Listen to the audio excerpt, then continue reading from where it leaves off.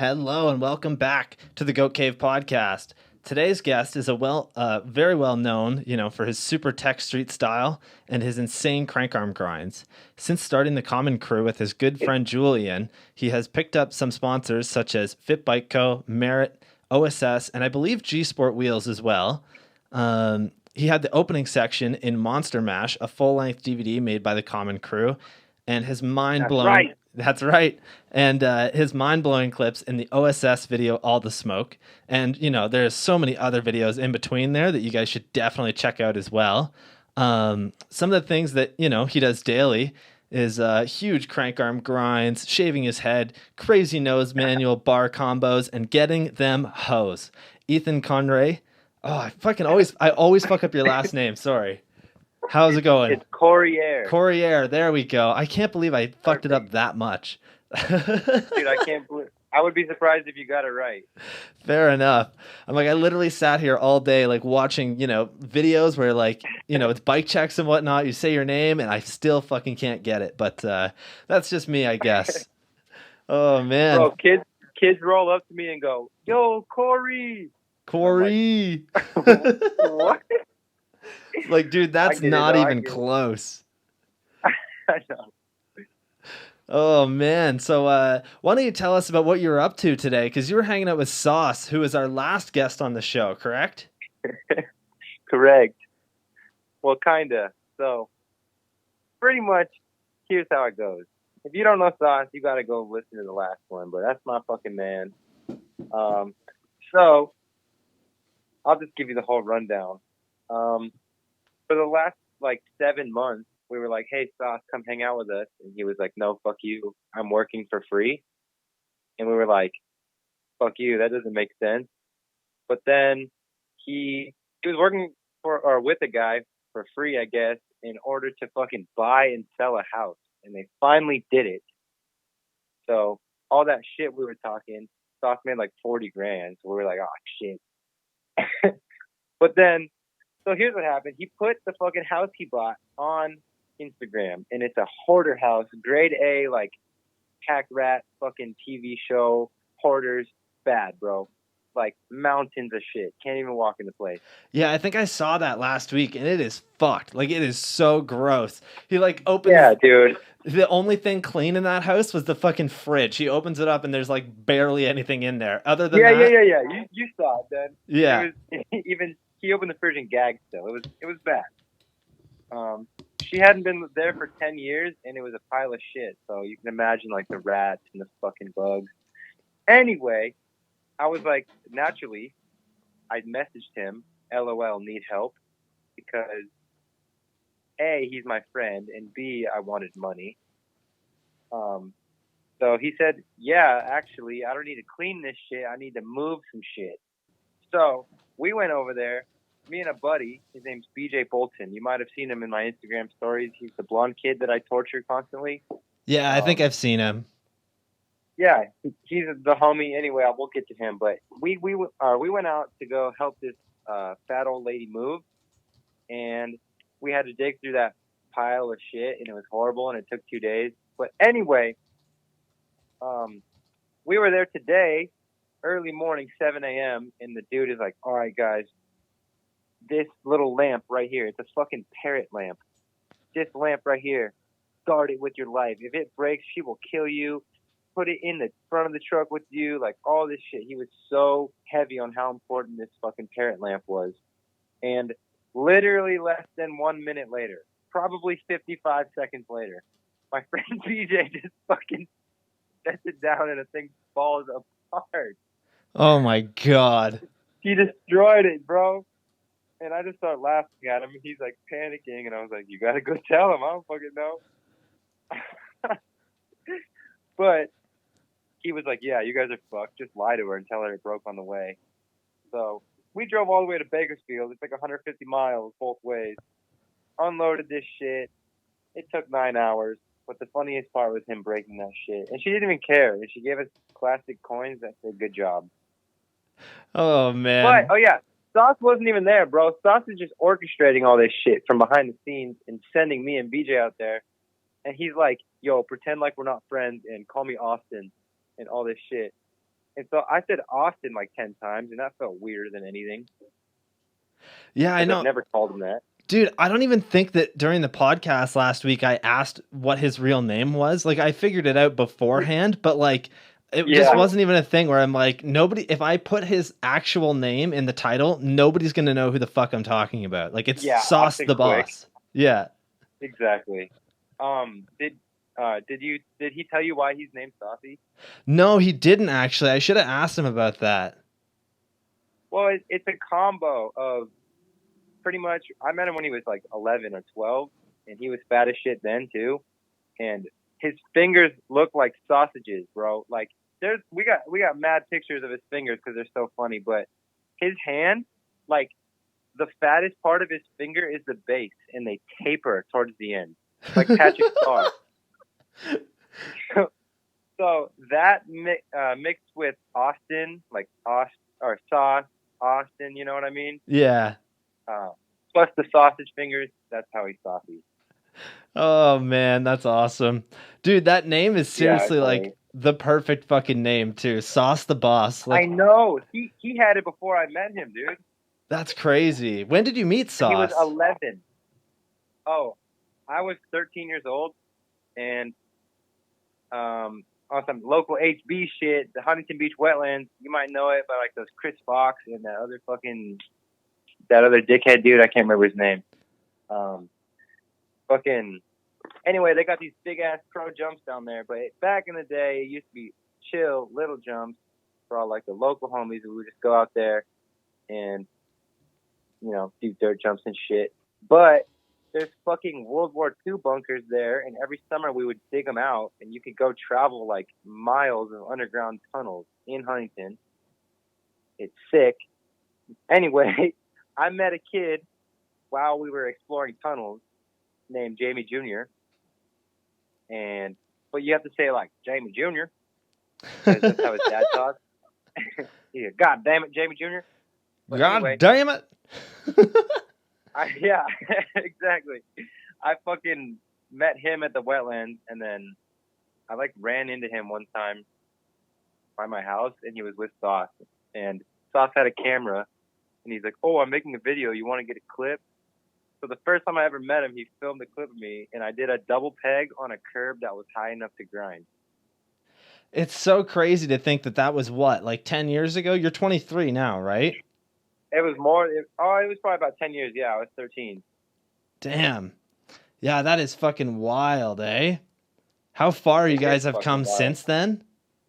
It's like, Exactly. And like pretty much all my best friends come from that same like era / group. And like the whole Common Crew, because the Common Crew used to be like 100 deep, but over the years it slimmed down to like 10. Yeah, I feel like it'd be pretty crazy once you get up there with people, like, having a huge crew of dudes, like 100 people. That's fucking wild.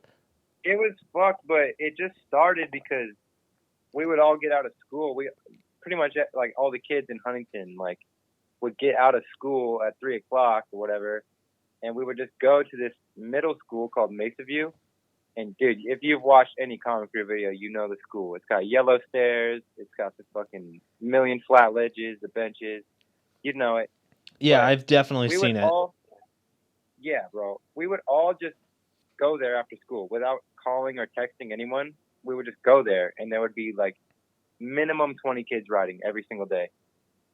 And there was days there were 50, 60, 70 kids running around there. Skaters, bikers, girls, fucking just everything, dude. It was like a party school. Like it was like a place to kick it. They didn't give a fuck. They wouldn't kick us out. It was crazy. Damn, yeah. It's always, dude. It's sick. Yeah. And then it was just all of us. But then when we started making videos and getting serious, like that's when people start phasing out and shit, not getting into it. Yeah, I can definitely, agree with that. Like, I've filmed 2 full-length videos. I'm like, the sauce of the group, except not super thick. Okay. But I had like, video parts in my videos too, which is cool. But like, same thing. I've always had a pretty big crew. And like in the last video, we had 11 dudes as like the full, everybody had a video part in it. But you know, we also have like a ton of people that I would say are my homies and are like part of the crew, but those guys just, you know, Exactly. they're Especially not like the homies who go ahead. they're just not interested in filming, right? Like they just want to ride, which is like totally cool. I get it, but Right. Or like the homies who kind of end up going like the normal route and still ride here and there. yeah, exactly, that too. That you still consider. Yeah. Yeah, exactly. I got homies who are fucking like pilots and shit now, still riding. I That's got fucking homies, dude. wild. Dude, listen to this.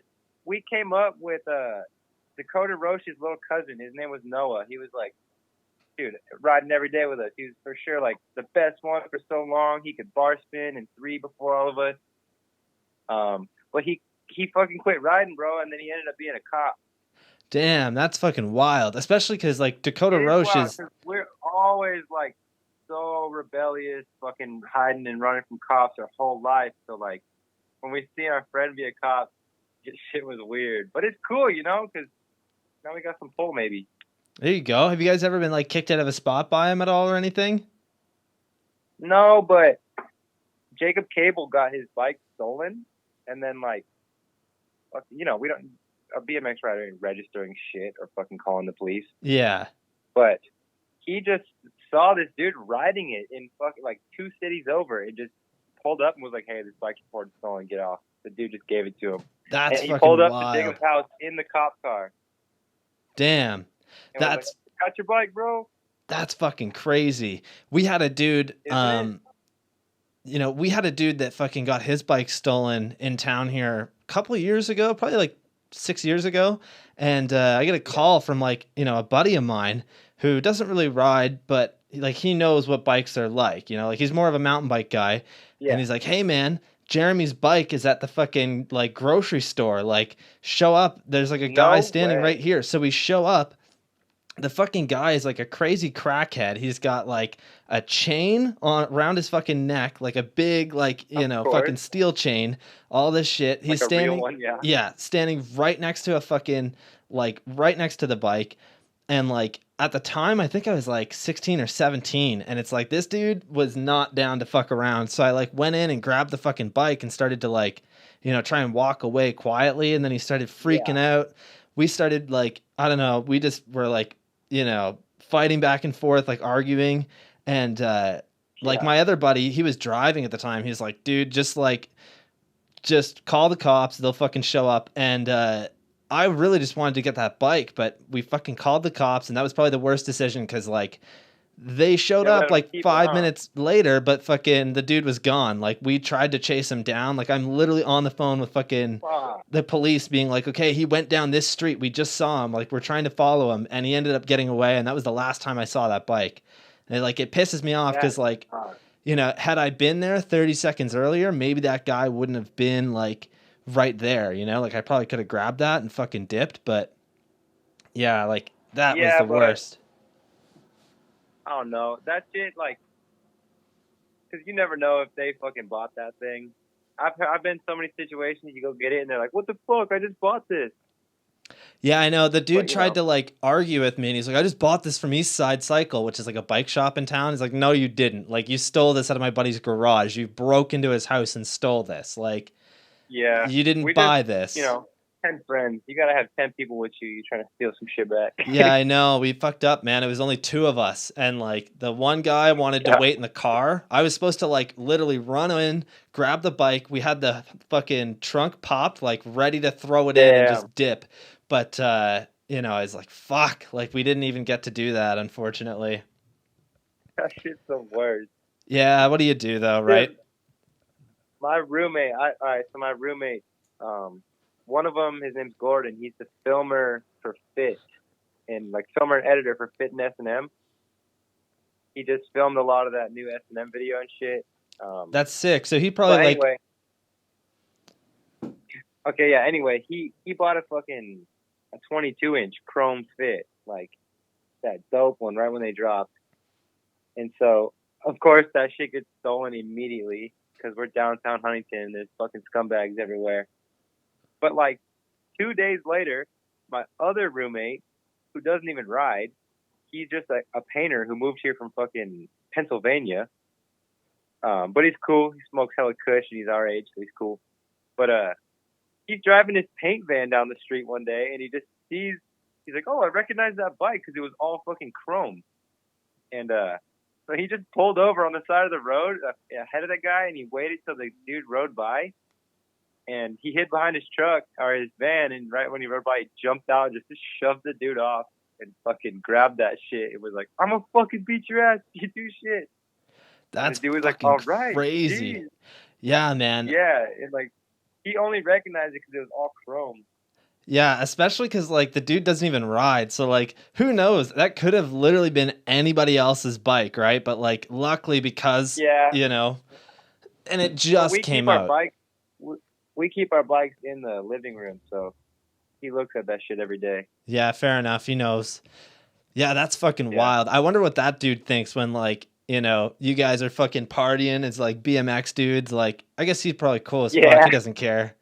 He's cool. He used to ride back in the day. That's how he even knows who I am. And he wheelies now. I sold him my old Big Ripper, so Nice. he got into that 29-inch shit. So we just wheelie and shit all day.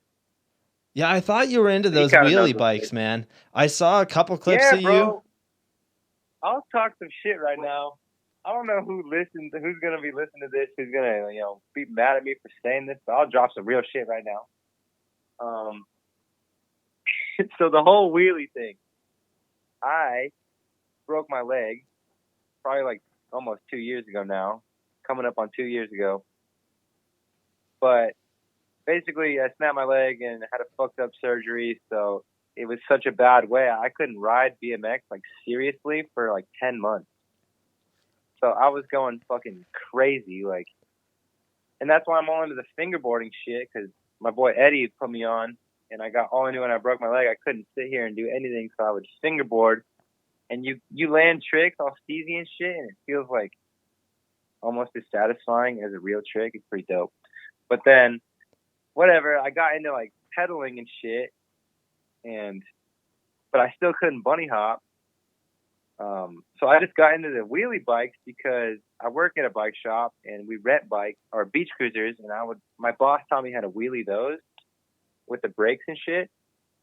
So I was like, damn, I should get a 26 from Fit and do wheelies. And so I got the 26, all chrome, super dope, custom built, fucking $150 S&M fork, fucking got the download drop stem on it, that 2010 Fit shit. It's baller, okay? But so I'm wheeling, and then I realized, damn, this thing fucking sucks dick for wheelies. It's just like not a good wheelie bike. It's too long of a back end, and like it's really dope bike. It's chromoly, it's solid. I was jumping the fuck out of it, but it sucks for wheelies. Because I rode an SE, and I was like, damn. The geometry on the SE is like fucking unbeatable. It's so good. So I went to S&M, or to pretty much fucking the boss. I'm not gonna name drop. I went to the head honchos at S&M, and I was like, look, guys, I know that right below us is a fucking factory where we can make whatever we want. So we should make a 29-inch frame. And I work at a BMX bike shop too. And every fucking old man ever is always like, yo, dude, I want an S&M 29. I want an S&M 29-inch. And they always say no. So S&M makes a fucking 29-inch fork, and everyone's like, where's the frame? So I go in there, I was like, bro, we need the frame. People are hungry for this shit. I will wheelie the fuck out of it. I'll be your fucking Starboy wheelier, like I'll put this shit on, I'll go to all the wheelie meets. Bro, I go to this shit fucking 400 deep wheelie meets through LA and shit, and old ass dudes keep looking at me like, what kind of bike is that, bro? Just because I have like some different shit, And I'm like actually ripping wheelies. These dudes are scared, Yeah. So I fucking, god damn it, I get all worked up about this shit every time I talk about it. I fucking go. I was like, yo, let's do a 29, bro. Like, I'll kill it. And basically, they were like, maybe. And then I was like, bro, we'll make so much money. We'll do all this shit. And like, they switched up, bro. Like that, like 2 minutes later, like, you know what? Fuck this. I love 20-inch bikes. I only want to do that. I don't want to make this shit. Da da da da da. And he said something mad offensive to me that I'm not gonna repeat. So I was like, bet. And I went and bought an SE like 1 hour later. Drove to the bike shop. I was like, sell me a 29. Bought a 29. And I was like, damn, this thing fucking rules. And I wheelied the fuck out of it, and I got mad good at it. But then I wanted a better one. So I fucking bought a better one. It's got 10 speeds. It's got a disc brake. And I'm a bicycle mechanic. And so it's like hella easy for me to work on and stuff. And it's fully custom, bro. Like this thing retails straight up like $1,600-1,700. I got it all at bike shop cost though, you know, because I work there. I just ordered it all through the account. Yeah, you work at Epic, right? Yeah, I work at Epic, like on the side. My real job is at an electric bike shop. Oh, nice. That's fucking interesting, eh? It's dope. Yeah, it's downtown HB. So like, it's pretty much just normal shit. I just know how to work on like disc brakes and derailleurs and hydraulic brakes and stuff like that because of that job. So it's pretty cool. I get to like learn actual bicycle mechanics because honestly, BMX shit is super dumb. Like, well, a lot of it's really cool and easy, but it's just made to be super like long lasting and like burly and tough and thick, you know? So I don't even know. There's like fucking 5 different kinds of bottom brackets and like different kinds of headsets and forks and setups and fucking all this bullshit. So I got to learn all that fucking bullshit.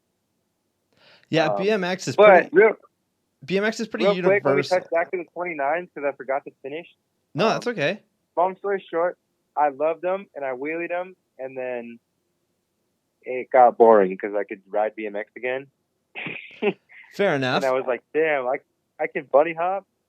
And I was like, dude, it's way more fun to just go bunny hop over shit than to do the fucking longest wheelie there ever was. Because I get burned, dude. Like, you're doing a wheelie. Like, now what? You take your hand off, you take your foot off. Big fucking deal. I'm trying to get scared. Yeah, fair enough. Who's that's why I still have it. I rip it all the time, but not really. Oh, I forget that dude's name. He's from like New York, and he does the wheelies all the time. He's part of PK. D-Blocks, that's who it is. That's my boy, dude.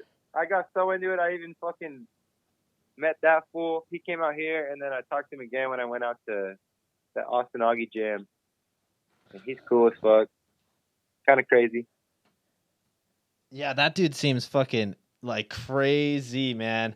All like him and all those kids fucking rip through like, you know, the New York streets, like, you know, going right towards cars. Like, that is crazy shit. They're all super, super fucking savage. Like when it comes to like dodging police and shit, it's fucking inspiring, bro. Yeah, I love it. Like his fucking those kids will like fucking like throw shit at cop cars and stuff. It's badass. Ride over their hoods and shit.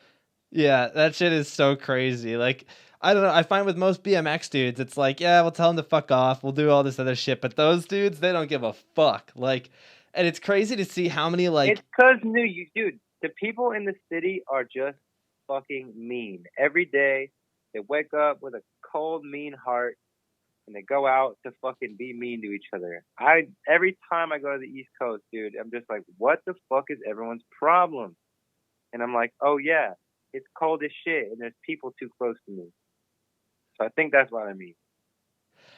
Yeah, that's fair. All right, so we got quite a few people.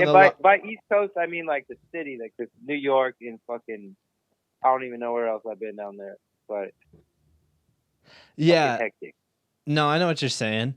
There's quite a few people in the live chat tonight, so thank you guys for joining. Evan really wants to know if you use, you know, any body wash on your head, you know, because you can't really use shampoo with a bald head. Use the body wash, make sure it's nice and shiny. I always say, bro, you save money on shampoo, but you spend twice as much on face wash, so it makes up for it. Yeah, there you go. That fucking must it's a suck. Face wash zone. It's not a body. It's not a soap zone. It's still sensitive skin like your face. Come on, let's be logical. Yeah, fair enough. I have like a massive fucking beard, so lots of shampoo for that. Um, So Hell yeah. Another dude in the chat wants to know if that's a wooden dildo beside my goat cave sign. It's actually a wooden dick bottle opener, and it's fucking hilarious. I'll hold I it up to did the see that. camera. Yeah, I don't know if you saw that, but Is this it is from it. Egypt? No, some dude, like some fucking chick I work with, gave it to me for Christmas, and I thought it was like the greatest thing ever. So it's in every episode. Dude, if you didn't bang her, you fucked up. Girls, girls don't give you cocks as gifts if they don't want your cock. That's fucking hilarious. That's logic. Oh man. So let's go way back here to when you first started riding. How did you get started? Oh yeah, I remember. I almost didn't remember. Holy shit. Uh, I always had a BMX bike. Me and my little brother. Our parents got us matching 20-inch free agents. Um, they were too big for us and shit, but we had BMX bikes. Oh, I remember because she married this fucking uh this this army dude who like went to Iraq for 2 years and shit. But she ended up divorcing him because he was a crazy PTSD guy. But he was like hella into mountain bikes and shit. So I think he kind of was just like, yeah, they need BMX bikes. They're boys. So we got those, and then we moved every 2 years for some reason. I think they just like leased houses, but like I don't even know why, bro. It was always like a dope house with a backyard and like a driveway and a garage and shit. But we would just move all the fucking time. But we moved into this one house, and there were these kids, Christian and Levi. Shout out to Christian and Levi. I haven't seen them in like, dude, over fucking 10 years probably. But they had 16-inch Haros, and oh yeah, we fit way better, or I fit way better on them, you know. And we would just like jump them in their front yard, like 1080s and shit, and like rip them. So I was like, Mom, I want a fucking 16-inch Haro for my birthday. And I told her for like 4 months, and they fucking got me one for my birthday, a 16-inch Haro, and it was dope. And it had a freewheel. It didn't have a coaster brake. It was like legit. But we would just rip them all, dude, for like all fucking summer, like every single day, all day, till it got dark and our moms would whistle when we'd come home. But then we went to fucking. It was the 5th grade summer, I remember, and then I went to 6th grade, new school, and like, I was like, oh, I want to ride my bike to school. I live close, and that's like, I love bikes. Bro, I pulled up and fucking all my homies, like all my friends that I already had from last year, all were just chilling on like nice ass bikes. And I was like, what the fuck? And the homie had an Integral Bel Air. Remember Primo did that all fucking Primo'd out bike? And it was an Integral frame, but it was really just like a Tip Plus frame. Yeah, I think I know what It you're was talking nice. about. It was so G. You would know if you saw one. And then one homie had like a full custom fucking a Sunday with S&M parts. And he was like a pro racer, I remember, BMX racer, and I never thought much of it. And he's like, oh yeah, this is my trick bike or whatever. And I was like, what the fuck? And his bike looks so cool. I just like loved Sunday for some reason. Yeah, Oh yeah, and those Sunday bikes I were. had to sleep. Go ahead. Sorry, those Sunday bikes were fucking sick, dude. Like I remember when I was first getting into riding, those bikes were the biggest things. Like just the colorways and So stuff. dope. It was so fucking Thickest popular. like cream yellow colors and shit, and like the huge bubble letter logos. And of course, Aaron Ross was fucking sick. Dude, I wonder how much fucking money Aaron Ross made off those bikes. He's supposed to do the show at some point, so I'd love to fucking, not ask him actual numbers, but Instagram. There's a fucking guy on Instagram. I think his Instagram is like Clay Dogs Bikes or something like that. He collects all the Sundays, dude, and his Instagram is just pretty much a fucking Sunday in Odyssey museum. It's insane. All of Aaron Ross's bikes, every aftermarket build, like the orange one, the purple one, all the watermelon green ones, and the pink ones, and like the blue ones. Everything, he has it. That's It's really fucking crazy. wild, man. My buddy Alan actually collects the Sunday bikes. I think he had most of them. I don't think he had all of them, but he had a lot of the complete bikes. Like, and he never even rode them. Like That is so cool. the Yeah, bike, that's fucking. I wish I did that. yeah, the bikes that he has now. Like, I don't even know what he rides right now, but it's not a Sunday bike. Like, it's his everyday, BMX bike. But I do Yeah, know that he collects a lot of those fucking Sunday bikes. They really blew bro. up. You know what I just remembered? What's up? So at Tip Plus, which is the distribution for, or no, not Tip Plus. I'm stupid. Full Factory, which is the distribution for Sunday Odyssey G Sport and now BSD they carry. But Yep. it's in California. It's the distro, whatever. You get parts there. So I went there to fucking pick up parts one day, like right when I got on G Sport a couple years ago, and oh yeah, they have fucking every single Sunday bike, like stored away up on some rafters, and you can just see them all bubble wrapped up. Like they have one of everything. And not only Wow. do they have that, they have every single issue of Ride BMX. They have every single issue of Ride BMX UK. They have every single issue of Dig. They have every dude, like their DVD collection is I don't even know where to start. It's like everything. Name something, it's there. It's fucked up. That's It's fucking like an wild. entire section in their warehouse dedicated to collecting that shit. Yeah, that's fucking crazy, man. There's a dude in Texas that he bought both of my videos and he collects videos. He's supposed to do an article on my website this week, just about like, collecting full-length DVDs. But I think he's got something like fucking 900 DVDs or something logged on his Holy shit. computer that he wants to get. I know that he has a good portion of them. If you guys are listening, go and follow Hard Copy BMX Archive on Instagram. That dude is sick. He Damn. dude, he I'll watches check it videos out. every fucking day. He posts clips from videos. I would be surprised if you haven't sent him a video or of Monster Mash. Like I can guarantee he owns that and he probably has signatures on it. I don't know if it would be from you guys, but Dude, that's fucking badass. yeah, he hit me up because he was looking for my first DVD for like 2 years and couldn't find it. And I literally had one last copy that I had given to my current girlfriend, and she was like, "Yeah, nope, he can have it. Like, I already have a copy. Like, I can just use your copy if I ever want to watch it. Like, you're gonna watch it with me anyways." So like, that's fucking wild, man. Like, and then he bought like a copy of my new video. Yeah. That's dedication. You're buying every video, supporting every fucking rider. Yeah, it's fucking crazy, man. I'd love to talk to him about that because, there's a big difference between supporting magazines when they were around, right? Like, yeah, the money still goes into the BMX world, but I don't know. I always feel like, the riders that are in the articles and in the photos, they don't really get paid too much, I would assume, like, if at all, for certain people. Whereas, Bro, you get paid. I don't think you get paid for shit, bro. I don't even think you get paid for getting the cover. That's the thing, because in the skating, skateboard world, you get paid a decent amount for a cover. And back in the day, I know that you used to get paid pretty good.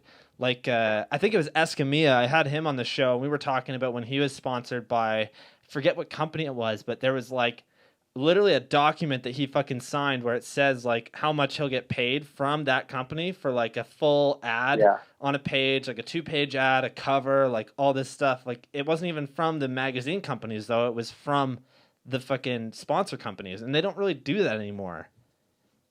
No, that would be sick though. Yeah, I've been to ride a couple times. Yeah, but I think it's just you just get stoked because you're in ride, Yeah, and that's a pretty big deal, man. Even for me, I've had a lot of my stuff posted on, different websites. So pretty much every major BMX website in the world, except for the Come Up. They haven't posted my stuff yet, but they're gone now, are they not? I was pretty sure that they're shut down. Gone. Yeah, unfortunately. Yeah. And then it was just them. They were the only ones that didn't post my stuff, but everybody else did. And that meant so much to me, that Hell yeah. I don't know. It just feels like you're doing something right for the BMX world.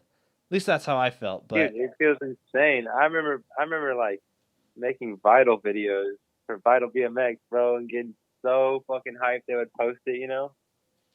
yeah, and then we got it. Sorry, I think that it's Sauce in the chat right now. He just said that he sent one of those videos to Hardcore BMX Archive, like Monster Mash. So Oh, that's fucking yeah, crazy, definitely. man.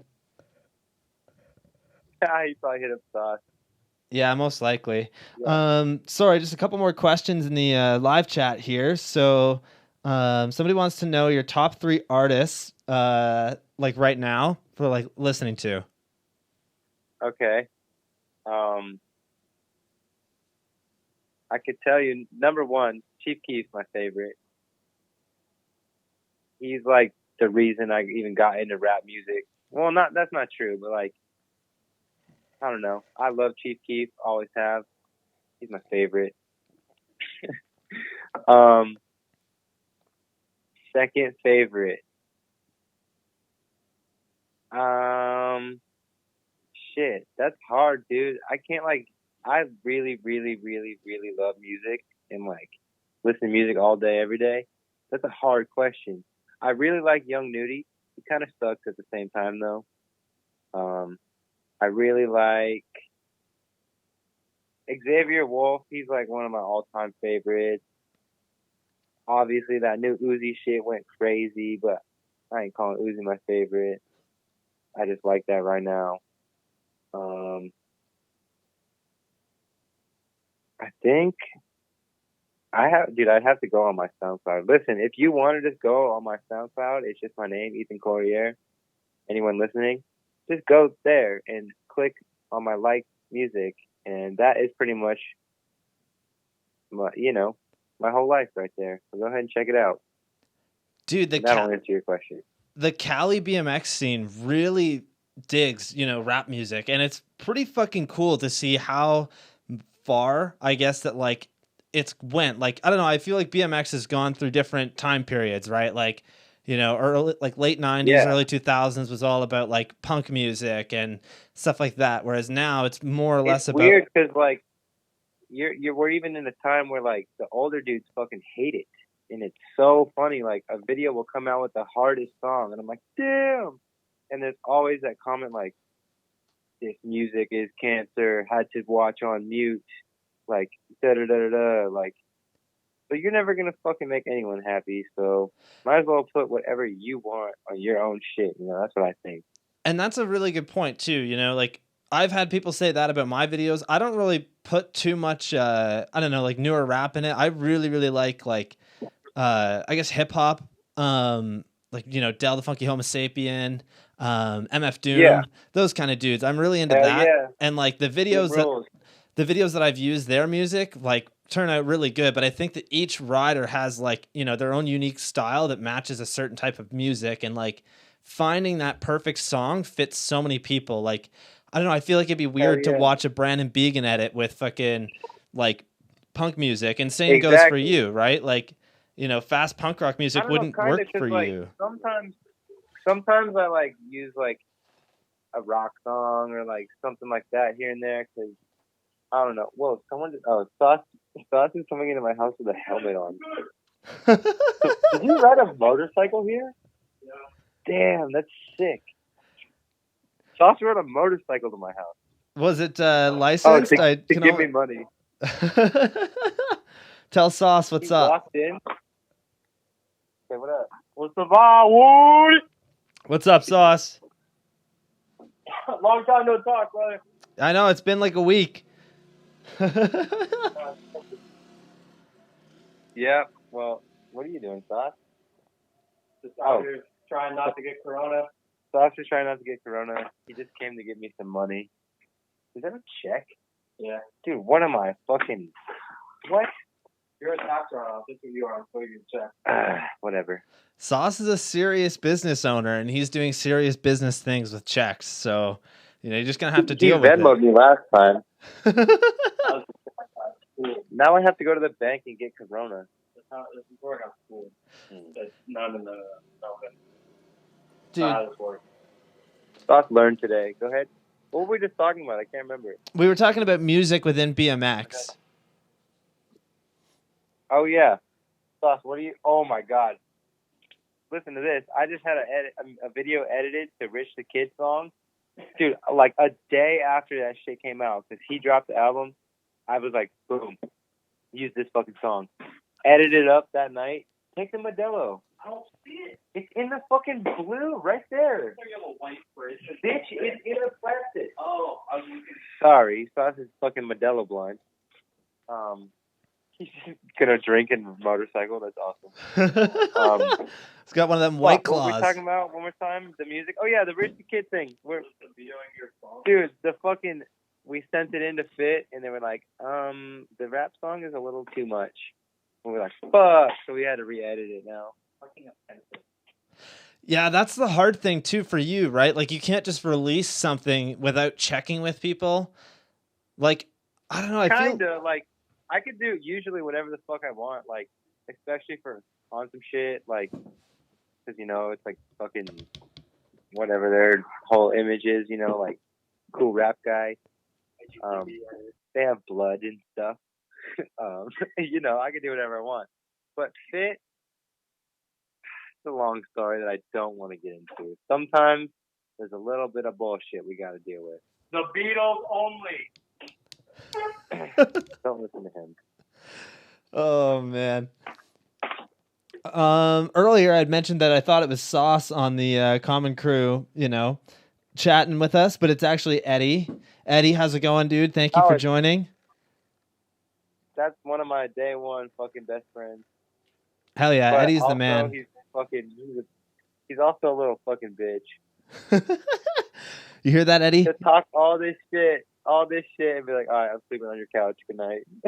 Fuck you. Oh, fuck. So another question for you from the live chat. Somebody wants to know what keeps you motivated day to day. What keeps me motivated? Yeah. Like to ride or to like be alive? I would assume ride. Oh. Well, so I usually work like 6 or 7 days a week because I like bread. So like I would just get off work and just like go to the skate park at night, you know, and just like I don't know, I just like ride, put my headphones in, go hard, let my steam out, you know. And that was like, that's all my like those heavy ass Vans Instagram edits and shit where I fucking just like eat shit a million times. That's always because I'm just like cooped up from work. Also because biking is fun, and also what else keeps me motivated? I want to be the best crank armor in the world. I would argue that you are the best crank arm grinder in the world right now, man. To be honest with you, like especially I can't claim it yet, but I'm open for any challengers. Dude, especially since that fucking S-bend rail that Escamilla did years ago. You did that clip in All the Smoke. That's fucking wild, man. I can't say it till I'm dusty and, you know, not crank arming anymore, but until that day, I'm open to competitors. Yeah, I would love to see like a crank arm game of bike versus like you versus somebody else, you know? I would love to see what would happen there. Yeah. I honestly think that you'd probably take the win. And what I love about your crank arm grinds too is that they're so slow. Like when you're actually on the rail, you are on the rail forever. Like, and I love that. I don't know why, but like I always find when people go fast, like it looks sick, but like in a crank arm grind, it looks fucking crazy when you go like so slow and keep your balance the whole way around. Well, the reason is, if you know me, especially my friends who ride with me, you know that I fucking hate wax. Don't fucking wax my rail. Because I want to crank arm it. That's why they're slow. Yeah, I kind of wonder who actually from your crew would be waxing stuff, because Denim, I feel like he goes way too fast at anything to put wax on it. Yourself, you said that you like, you know, not waxy rails or anything, so... Dude, Denim will gap hanger a 40 stair without looking at the fucking rail. That is fucked. He doesn't wax things. Or you can look. Like straight up. Julian, he moved to Texas. He's a bitch, but he used to wax shit with like apples and fucking coconut oil because he was a weirdo vegan. Julian's a vegan fag who waxes everything. He waxes fucking everything. No, but he like ledges and shit, and like, that's especially after I broke my leg, I don't like to do anything technical. So I just like to ride rails that go down. So I just, I hate wax. No one rides rails anymore, so I just have to fucking bring people to watch. Yeah, that's fucking wild, man. Rails are sick. Like, I love watching somebody ride a rail. I don't know why, but like, there's such a big difference between riding like a good ledge setup versus like a really good rail. Bro, you just wait for my fucking new shit to drop. Oh my god. Wow, man, I can't wait. That'd be fucking sick. I was like set out to do an all rail edit. So that's what it like kind of is. But then like there's a bunch of clips I ended up getting where I'm like, fuck, we got to use that. It's like not a rail setup, but so it's like mostly rails, but should be sick. Hell yeah. I think it was Christian Regal, his video part in, what video is that? It's a demolition video, I think. He fucking. Are you gonna talk about the 180 fakey roller coaster? Dude, that dude is just nuts. He fucking like. He is so fucked up, dude. I don't understand. His whole video part was only grinds, and like each one of them was so fucking crazy. Or like he I don't goes know. like up 30 stairs over fences. Yeah, it's fucking stupid. Blows my mind. And the guy barely even rides BMX anymore. He's more of a mountain bike guy now, and he films. That dude, he's one of those dudes. He's the fucking craziest rider. I think he's kind of a weirdo, but I don't know what happened. Does he even ride anymore? Like, I thought that he's a mountain biker now. Yeah. I think he does ride BMX from time to time, but yeah, he's definitely switched to mountain biking. And like another good name for that is Andrew Jackson. I don't know if you remember him, but he is a road bike dude now. And he was like unreal. Really? Yeah, he doesn't really ride BMX much anymore, at least from what I've heard. Dude, they probably were just like, oh shit, this shit's mad similar and I get way more money. Yeah, fucking dude, probably. Maybe. Or maybe they just liked it better. I don't fucking know. I'm scared to go mountain biking because I know I'll love it. Yeah, dude, did you see those fucking bikes that Ruben and Garrett Burns made? The BMX mountain bike? What did you think of those? I don't really know because, like I said, I work a lot, so I don't really fucking know. I don't really think about BMX that much. No, that's fair. But I kind of laughed because we have a frame at Epic. It's from like the fucking 80s, and it says Honda on it, and it's a huge suspension thing, but it's a 20-inch frame. So I kind of was just like, haha, hey, Foo, look at this. We should do that with our Honda bike. And he was like, haha. And then I just forgot about it. Yeah, those fucking bikes look crazy, man. I don't know why I've been so into those, but like I would absolutely love to ride one of those for like a weekend and really just see how they feel.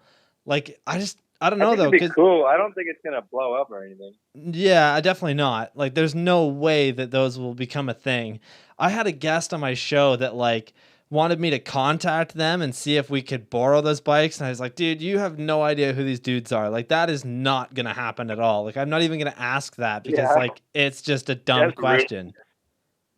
Hey, Ruben, can I borrow your fucking bike? Do you want to ship your bike from fucking Spain? Like so that I can borrow it and then send it back? Like, I don't know. It's just like, dude, I had such a hard time trying to explain to him that that's not going to happen. Like, I don't know. It was like, I didn't want to be a dick about it either, but like, dude, he's not going to send that here.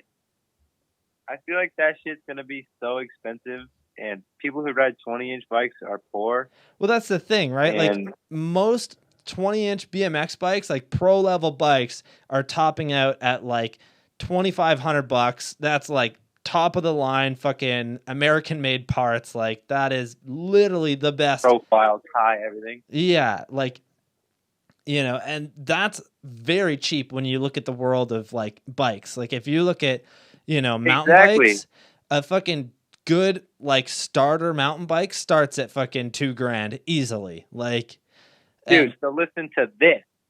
So I was talking to John Pova. If you don't know John Pova, he's like the OG fucking Etnies BMX TM and the Fly Bikes TM. And he's just been doing it since like the fucking 80s, bro. Like he's OG. Anyway, he told me like the reason that BMX is poor is because, like, mountain bike industry, like back in the day, it cost the same as a fucking BMX bike, say.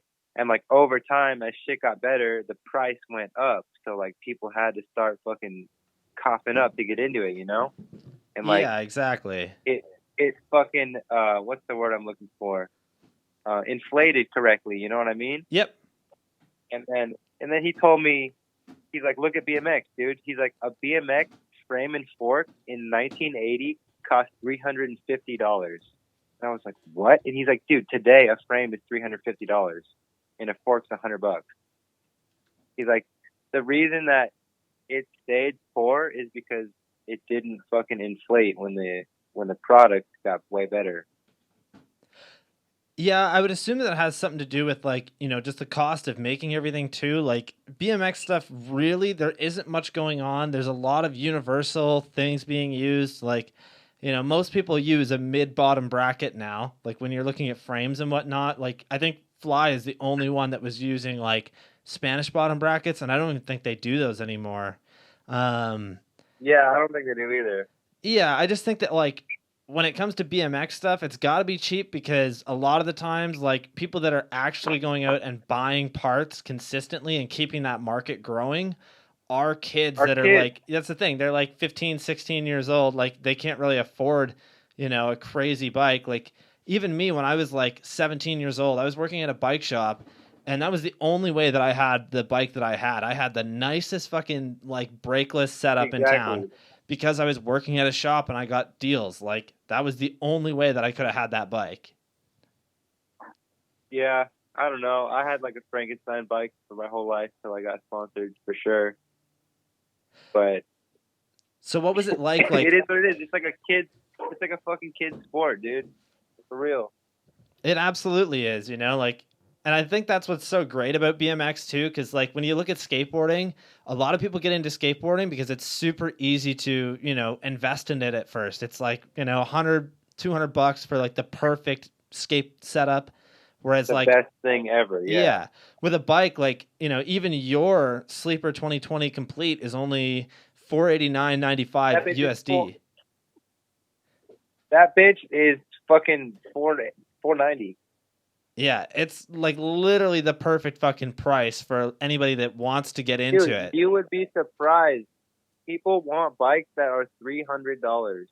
Yeah, that blows my mind, man. You're not going to get anything good for $300. Like just save up the extra 200, get a fucking good bike. Like when you look at the differences between like fit. Exactly. Yeah, even just the stuff on Fit's website, if you look at the differences between like their lowest end 20-inch bike to yours, which is the highest end bike that they're selling right now, it's literally like $150 and everything on your bike is way better. It comes with a free coaster. It's like heat treated and shit. Dude, it's sealed, everything's chromo. Tell me, bro. I hear the fucking boss man bitch about it all day at fucking the bike shop, but yeah, it's rough. I don't know. Man. People walk in half the time. You're like, my cheapest bike is $290, and they're like, "Oh, you have anything for $200?" And like, they want shit, bro.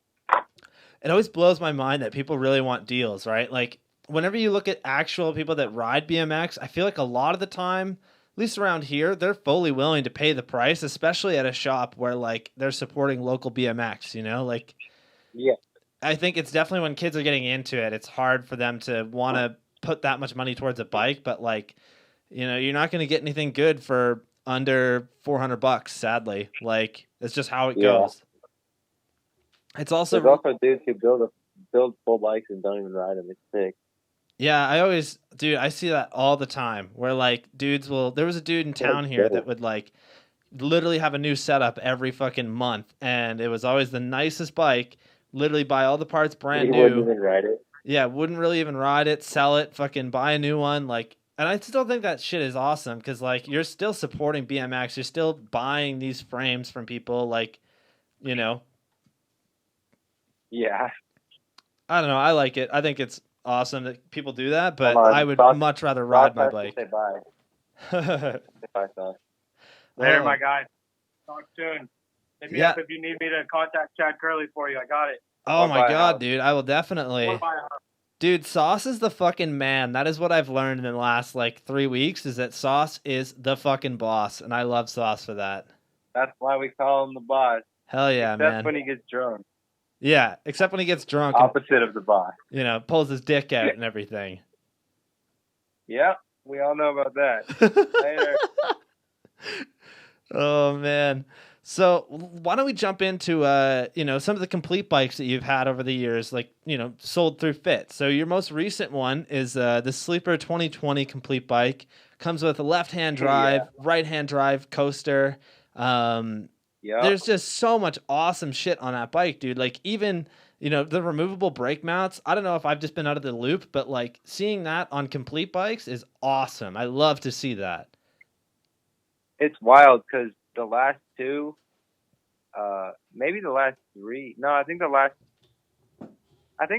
three of them have been heat treated frame and fork, which basically, long story short, means after they weld the bike, they put it in an oven that brings the entire thing to an equal temperature, and then it cools at an equal temperature, creating an equal strength throughout the frame versus it being extra strong where the welds are.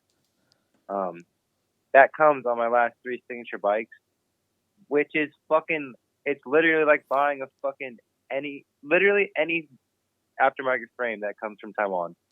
Yeah, like, absolutely. If it's not a S&M or a FBM or whoever makes fucking US shit, it's literally the same thing.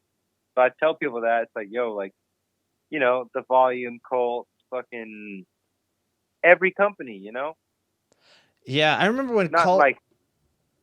Sorry, I remember when Colt first started in a couple of years ago, and they were making a lot of American-made frames. It really sucks to see that a lot of their frames have now went overseas. I don't know why, but I always really appreciate. They've all been all overseas for like 5 years now from Colt. Yeah, it sucks to see that. I don't know why I don't like that shit, but like, I don't know. I like to see that like it's American made. Yeah. Yeah, I guess that's fair. Well, I don't know, bro. Like, I've seen fucking the nicest U.S. made shit break. I've seen. Oh, absolutely. I'm not saying that it's any different. Like, realistically, it's all the same. But I guess it's just a little nicer to see that it's going to somebody like, I don't know. It seems weird to say that, but like that is like a huge part of why I'm so stoked to be on Fit is because of like I get to ride all U.S. parts. Like you're saying, like it does make me feel so fucking good. And like, it's really, really strong shit. But I'm saying, like, even Fit makes fucking Taiwan frames that are fucking super decent. Yeah, dude, I completely agree. Like, honestly, there's a reason why BMX has stayed so cheap in the last 30, 40 years, and it's for that reason exactly. It's impossible to keep the price fucking low when it's made in the States. Honestly, I don't know. No, it is. It's exactly I don't know why, the like, same. the U.S. made shit, it costs the same too as the Taiwan shit. I would argue that it doesn't. I always see that like S&M stuff is a little bit more expensive when you're looking at frames versus like the frames are like $390 versus like $300 to $350. Yeah, I guess that's fair. A little bit more, but like Odyssey forks cost more than fucking U.S. forks. Yeah, that always blows my mind. I think the warranty's got to play into that, though. It does. And they have, like, the testing shit or whatever. I don't know. Yeah. I don't really fucking care. No, all good, man. Eddie just said I just ride what they have, and if they don't have a U.S.-made shit, I just get whatever. Yeah, there you go. Eddie just told us that Sauce is a piece of shit when he's drunk. Eddie, why don't you tell us a story in the chat there, and I'll read it for everybody. Just about Sauce, Oh, God. Oh, man. I have a million stories about drunk Sauce. Well, why don't you drop one of them stories right now?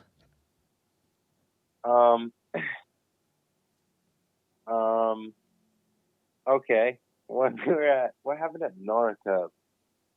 Oh, dude, Nora's got to be the fucking best for a Sauce story. It was gnarly.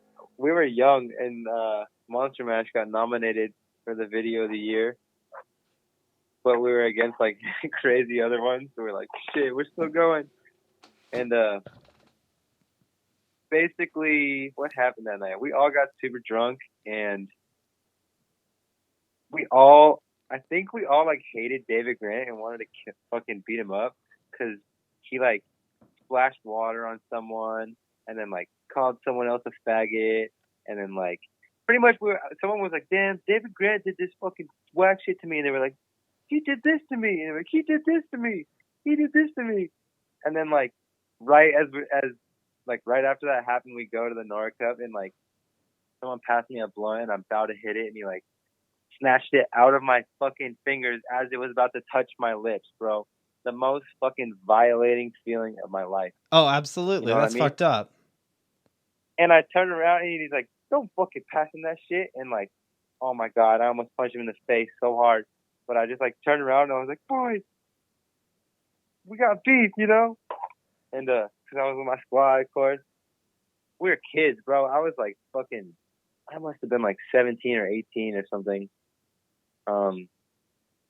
But so then I think Sauce like got all fucking drunk and then like they were gonna beat him up or some. I don't even think it was them. I think it was someone else was gonna like beat him up or something.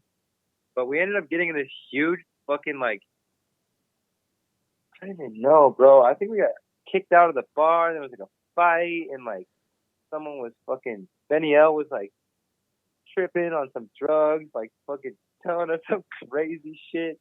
And Sauce was dancing alone in the corner with his beanie, like twisting it like he was cooking. And like pretty much this whole giant like fight / crazy situation at the end. And then like I ended up in an Uber with a Russian guy and like all this shit that my girlfriend paid for from fucking back home. It was like all this crazy shit, bro. And all because Sauce got too wasted and like said some shit or fucking smacked someone's ass or like, I can't remember what or threw a drink on someone. Fuck. But he fucked that whole Nora Cup up for us. It was sick.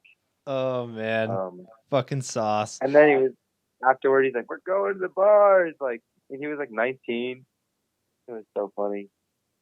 He must have been like 16 or something, dude. He was young. Jesus. You got like a fake ID getting in then? What else did he do? Oh my God. I think this was we were in Denver also. Somebody in the chat also just said, fuck David Grant. And I gotta say, man, that shit's kind of fucked up. Like, I don't get when like people have beef in the BMX world or just are douches to other people. You know, I just don't get it. Like, we're all into the same shit. I don't like, care. Yeah. I talk shit with biking. So where you at, DBG? Yeah, and honestly, I'm like, where has that guy gone in the last couple of years? Because I haven't really seen much of him. Like, I know they used to have like a frame, like a signature frame and whatnot, but like I haven't seen much from him ever, like since then. So I don't know. But his riding was sick, but then I found out he was a big nerd. Yeah, and like, you know, I don't like that shit. So fucking I David met him Grant. like once or twice. Yeah. Anyways, continue on with another Sauce story if you have one for us. Okay. I think it was in Denver also. Different night, not the jerk off night. Not the jerk off night. Is this the night that he filmed your nutsack? Oh, maybe. He did film my nutsack. How'd you know that? It's literally on the internet. Your nutsack is on YouTube. My nutsack on the internet. Fuck, I was so mad at him for that. I remember. Dude. Damn. What an asshole. God damn it. Oh, man. He was telling me that the text that he got from you after that video went live was literally like, did you put my nutsack on the internet? Yeah. Oh, did, fuck. All right. So before you tell us I fucking stacked my bar end. I had to show him. Okay. I was wondering because like literally the clip just starts with you fucking pulling your nutsack out and like Sauce comes over and films it. And like there's no explanation. It's just you with your fucking nutsack out. Well, we pulled over. We were driving to fucking Denver. And we pulled over at a truck stop to like take a piss or get drinks or something. And he's like, oh shit, I remember this truck stop. We pulled off here on the Grime Tour. That shit he filmed with Denim. Yeah. he's like, the world's shittiest skate park is here. And we were like, oh, no way, it's across the street. So we pull up. We just like grab our bike, and because we've been driving for like 6 hours, and like it's like a bowl and like a flat rail that it was like a half inch tall enough to grind, and like I don't even know. It was terrible. It was or like the bowl was like unrideable. The transition was shit. I tried to crook the flat. Oh yeah. Also, it was 120 degrees out. It was fucked. I tried to crook the flat rail, which is barely tall enough to grind, and somehow I landed on my nutsack on my bar end with no bar end in. Oh, fuck that, dude. And so I was like, fuck. And I just like, it hurt so bad, and I stabbed my nut. So I like felt him, and there was blood on my hand, and I was like, fuck. And so like, I was like, fuck, boys, like, and like I fucking checked that shit out and like used some water and washed my nuts off. And then I was like, all right, it's like a little tiny cut. Like, it's okay. I get in the car. I was like, all right, it's fucking fine. Like, let's go. I don't know what to do. And Sasha's like, how bad is it? I was like, it's just like a tiny cut. It's okay. Let's go. And he's like, what, like one stitch? Oh, I was like, fuck. no, I'm not getting my nutsack stitch shut. So let's go. And so we just go, and he's like kept asking me about it. So I was like, I'll show you later. Like, I don't want to show you right now in the car. And so he's like, show me. And I was like, fuck you. Like, the camera's out. Fuck you. He's like, dude, you have to show me. We were fucking wasted every night on this trip, unfortunately. So that's where a lot of this bad ideas came from. But I was like, okay, I'll let you film my bloody nutsack. But like, I think it was later. I took a shower and shit. I cleaned it up. So I was just like, look, it's just a tiny little nick on my, nuts. Oh, fuck. I love it. Yeah. But it's okay. I got over that. My buddy Adam 22 has done worse. Oh, dude, his whole fucking wang is out like inside of his girlfriend on the internet. That's fucking hilarious. Yeah.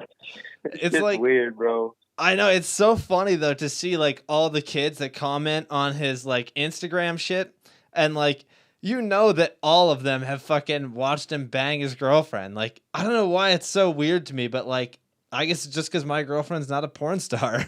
I don't know. It's weird, but like he's so like casual and confident about it. Like, it just doesn't seem weird when he talks about it, I guess. Yeah, I can see that, I guess. Oh man, he'll say some shit like I don't know. He'll say some weird shit like, "Oh yeah, like my girlfriend just texted me. I have to bang her and so like tomorrow." Like, I like how it's like I don't know. It's just like I have to bang this girl with my girlfriend, not I get to. Like, Adam, dude, you got to think positively. He'll just be like, "What do you guys think?" And we're like, I don't know. I don't know. Oh, he's got a lot of money probably, so he could do whatever he wants. There you go. There you go, kids. If you want to see Adam's wang, it's on Pornhub.com. You can also check out the trailer for Fuck Ass's BMX DVD, my first video. It is also on Pornhub.com. Dude, it's funny. There was that fucking new Supreme DVD. I can't remember what it was called. The skate DVD. I don't remember what it was called. Their last one they dropped. But obviously there's like mad pro skaters in HB. So I got like a homie who's like homies with mad pro skaters. He was like, "Yo, that shit is online. It's on Pornhub." And it was under the name like fucking Bill's Big something, like, because it was that William Strobeck dude. But it was literally on Pornhub. You could watch the Supreme DVD before it was out for like a fucking week, dude. That's fucking awesome. Dude, honestly, I can't believe how well my like trailer did on there, because it has like, I think 1,000 views on Pornhub, and that's pretty crazy because Shut like the fuck up. you can't share a link to Pornhub on pretty much any social media. The only one that you can is Twitter. So like, I can't share it through Facebook, can't share it through fucking like Instagram. So it's pretty What did crazy you to caption see. it? I think it was just called like Fuck Ass's BMX DVD trailer. Like something like just whatever I put on Fuck YouTube. ass? That's the video. It's called Fuck Asses. Bro, there's some fucking dude, 65 years old, getting all rousy at home, fucking Googling fuck ass. Yeah, most likely, Whoa. dude. Oh, dude. That's fire, though. I always wondered how many people actually like were looking for something else and that popped up, because like there's got to be a good amount. Like, Bro, that's speaking like, of the most, oh my god.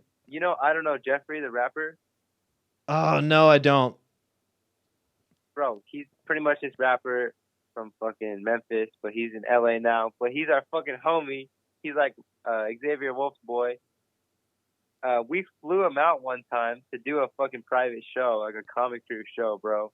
But like, anyway, it's a rapper.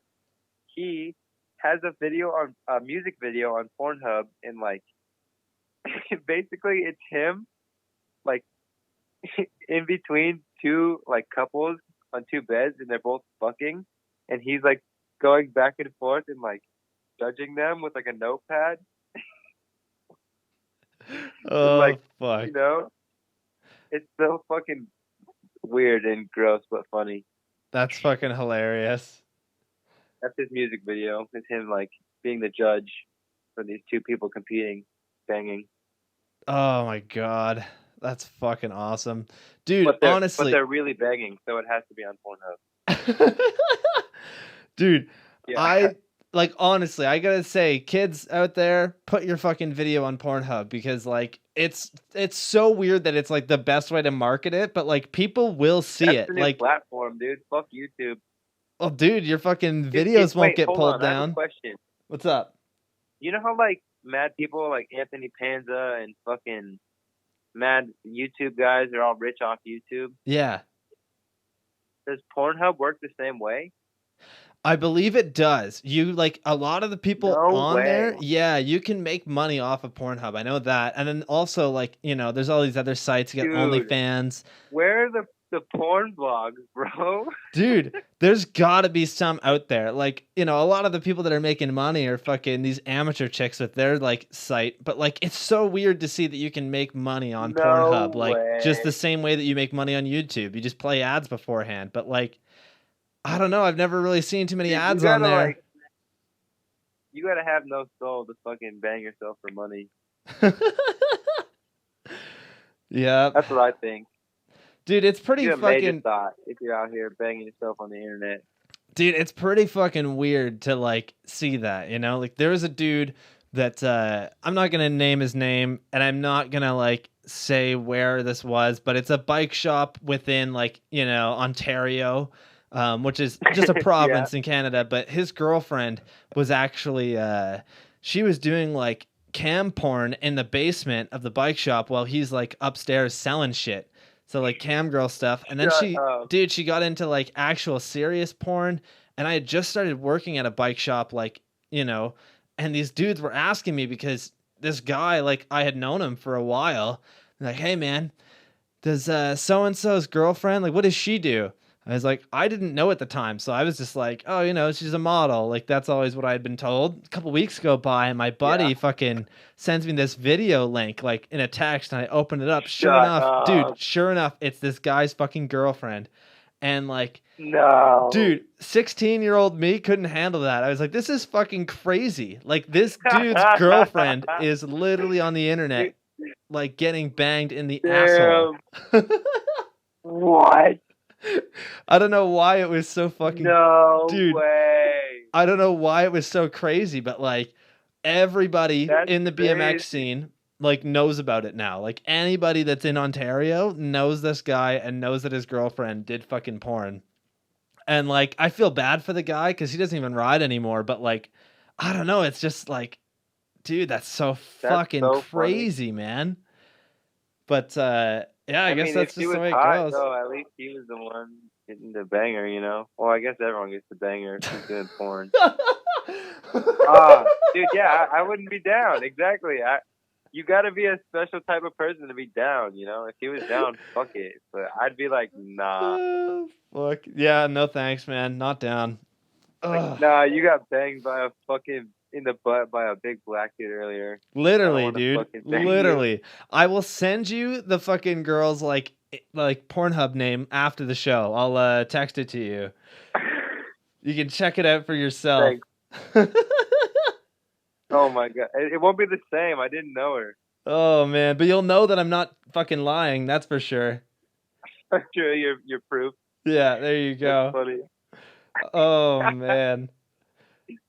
Dude, that's fucking crazy. So why don't we jump into some video stuff, and then I have a couple more questions about your like custom complete, or not custom bikes, but your complete bikes. So let's talk about your Welcome to Fit Pro part. There's a crank arm bar wrap, or saran wrap as people call it. Oh yeah. Dude, that fucking clip blew my mind. So I'm gonna pull that up, but how did you manage to fucking do that? Like, what was your thought going into that? Dude, fuck. I think like when I learned them, I was super young when I learned like how to do that shit. I've only done like 4 of those ever, but fucking, I just would like take my hand off and take my foot off while I was crank arming, just to, like, you know, I was little and just like fucking around, just to like see what I could do. And then one time, I was like, what if I did a crank arm and put my foot over the bar or something? Because I would always do crank arm and like go to jump off, but like be one-footed for like 10 feet, you know, and just be like, whoa, I can just do a one-footer crank arm. Yeah. Anyway, I put like, I don't know, we were like fucking around. I like tried to put my foot over the thing. And then I was like, oh, if I just like wrapped it around this way, like, I don't even know what that trick is, bro. Like, saran wrap, someone told me it's called. I believe it's a saran wrap, yeah. Justin Spree, he knows all those crazy, like, you know, dirt tricks and shit. He's like, that's saran wrap. And I don't fucking know, really. Like, it was just like a weird, random invention. And then I want to say I did. Oh no, I did it at like a cult Halloween thing once. It's funny. There's a photo on my Instagram way far back. It's me in a dress doing a crank arm saran wrap down the rail, and it's a dress, bro. I just have fucking. It's like fully like leg up. You just see right fucking my boxers. It's so funny. Total crotch shot. It's fire. But I don't know. Like, I don't even know how that even was brought up, because that was like years later after ever trying it. My friend Francis, the dude who filmed all that shit in the video, Monster Mash, he would always just be like, oh, do this, like all these crazy shit. And I think he was like, do the saran wrap. And I was like, fuck it, okay. And then, yeah, I don't know. Yeah, I think I invented that. That fucking clip is crazy. And honestly, I'd kind of agree that you probably were the first to do it, because like I haven't seen anybody else to do it. And if anybody else did do it, it would have to be Eric Elstrand. Like, I was going to say, I think I've seen Eric Elstrand like do crazy shit and like put his foot over his bar and grab his tire and shit. Yeah, that dude's like a whole nother level. I don't know. level. I'm honestly not, I'm not like, I don't know. That was like kind of a joke around clip for me, because it was like, I don't know. I wouldn't do it again. You know what I mean? No, I get what you're saying. It's fucking impressive. That was a like, one-up. It's really cool. And like, I think it, you know, the clip was really just spoke out to me because you don't see people do that. Like, I don't know, that stuff where like it's so different and nobody does it just blows my mind. Yeah. I don't know. Oh, that was man. a fucking weird one. Yeah. And then the clip after that is there's a like oversmith on this crazy fucking down rail, but after that you did it over crank arm 180, and that clip is fucking crazy. And over crank arms always blow my mind. They look so fucking cool too. Like, that's the way to do it. Or like, thank you.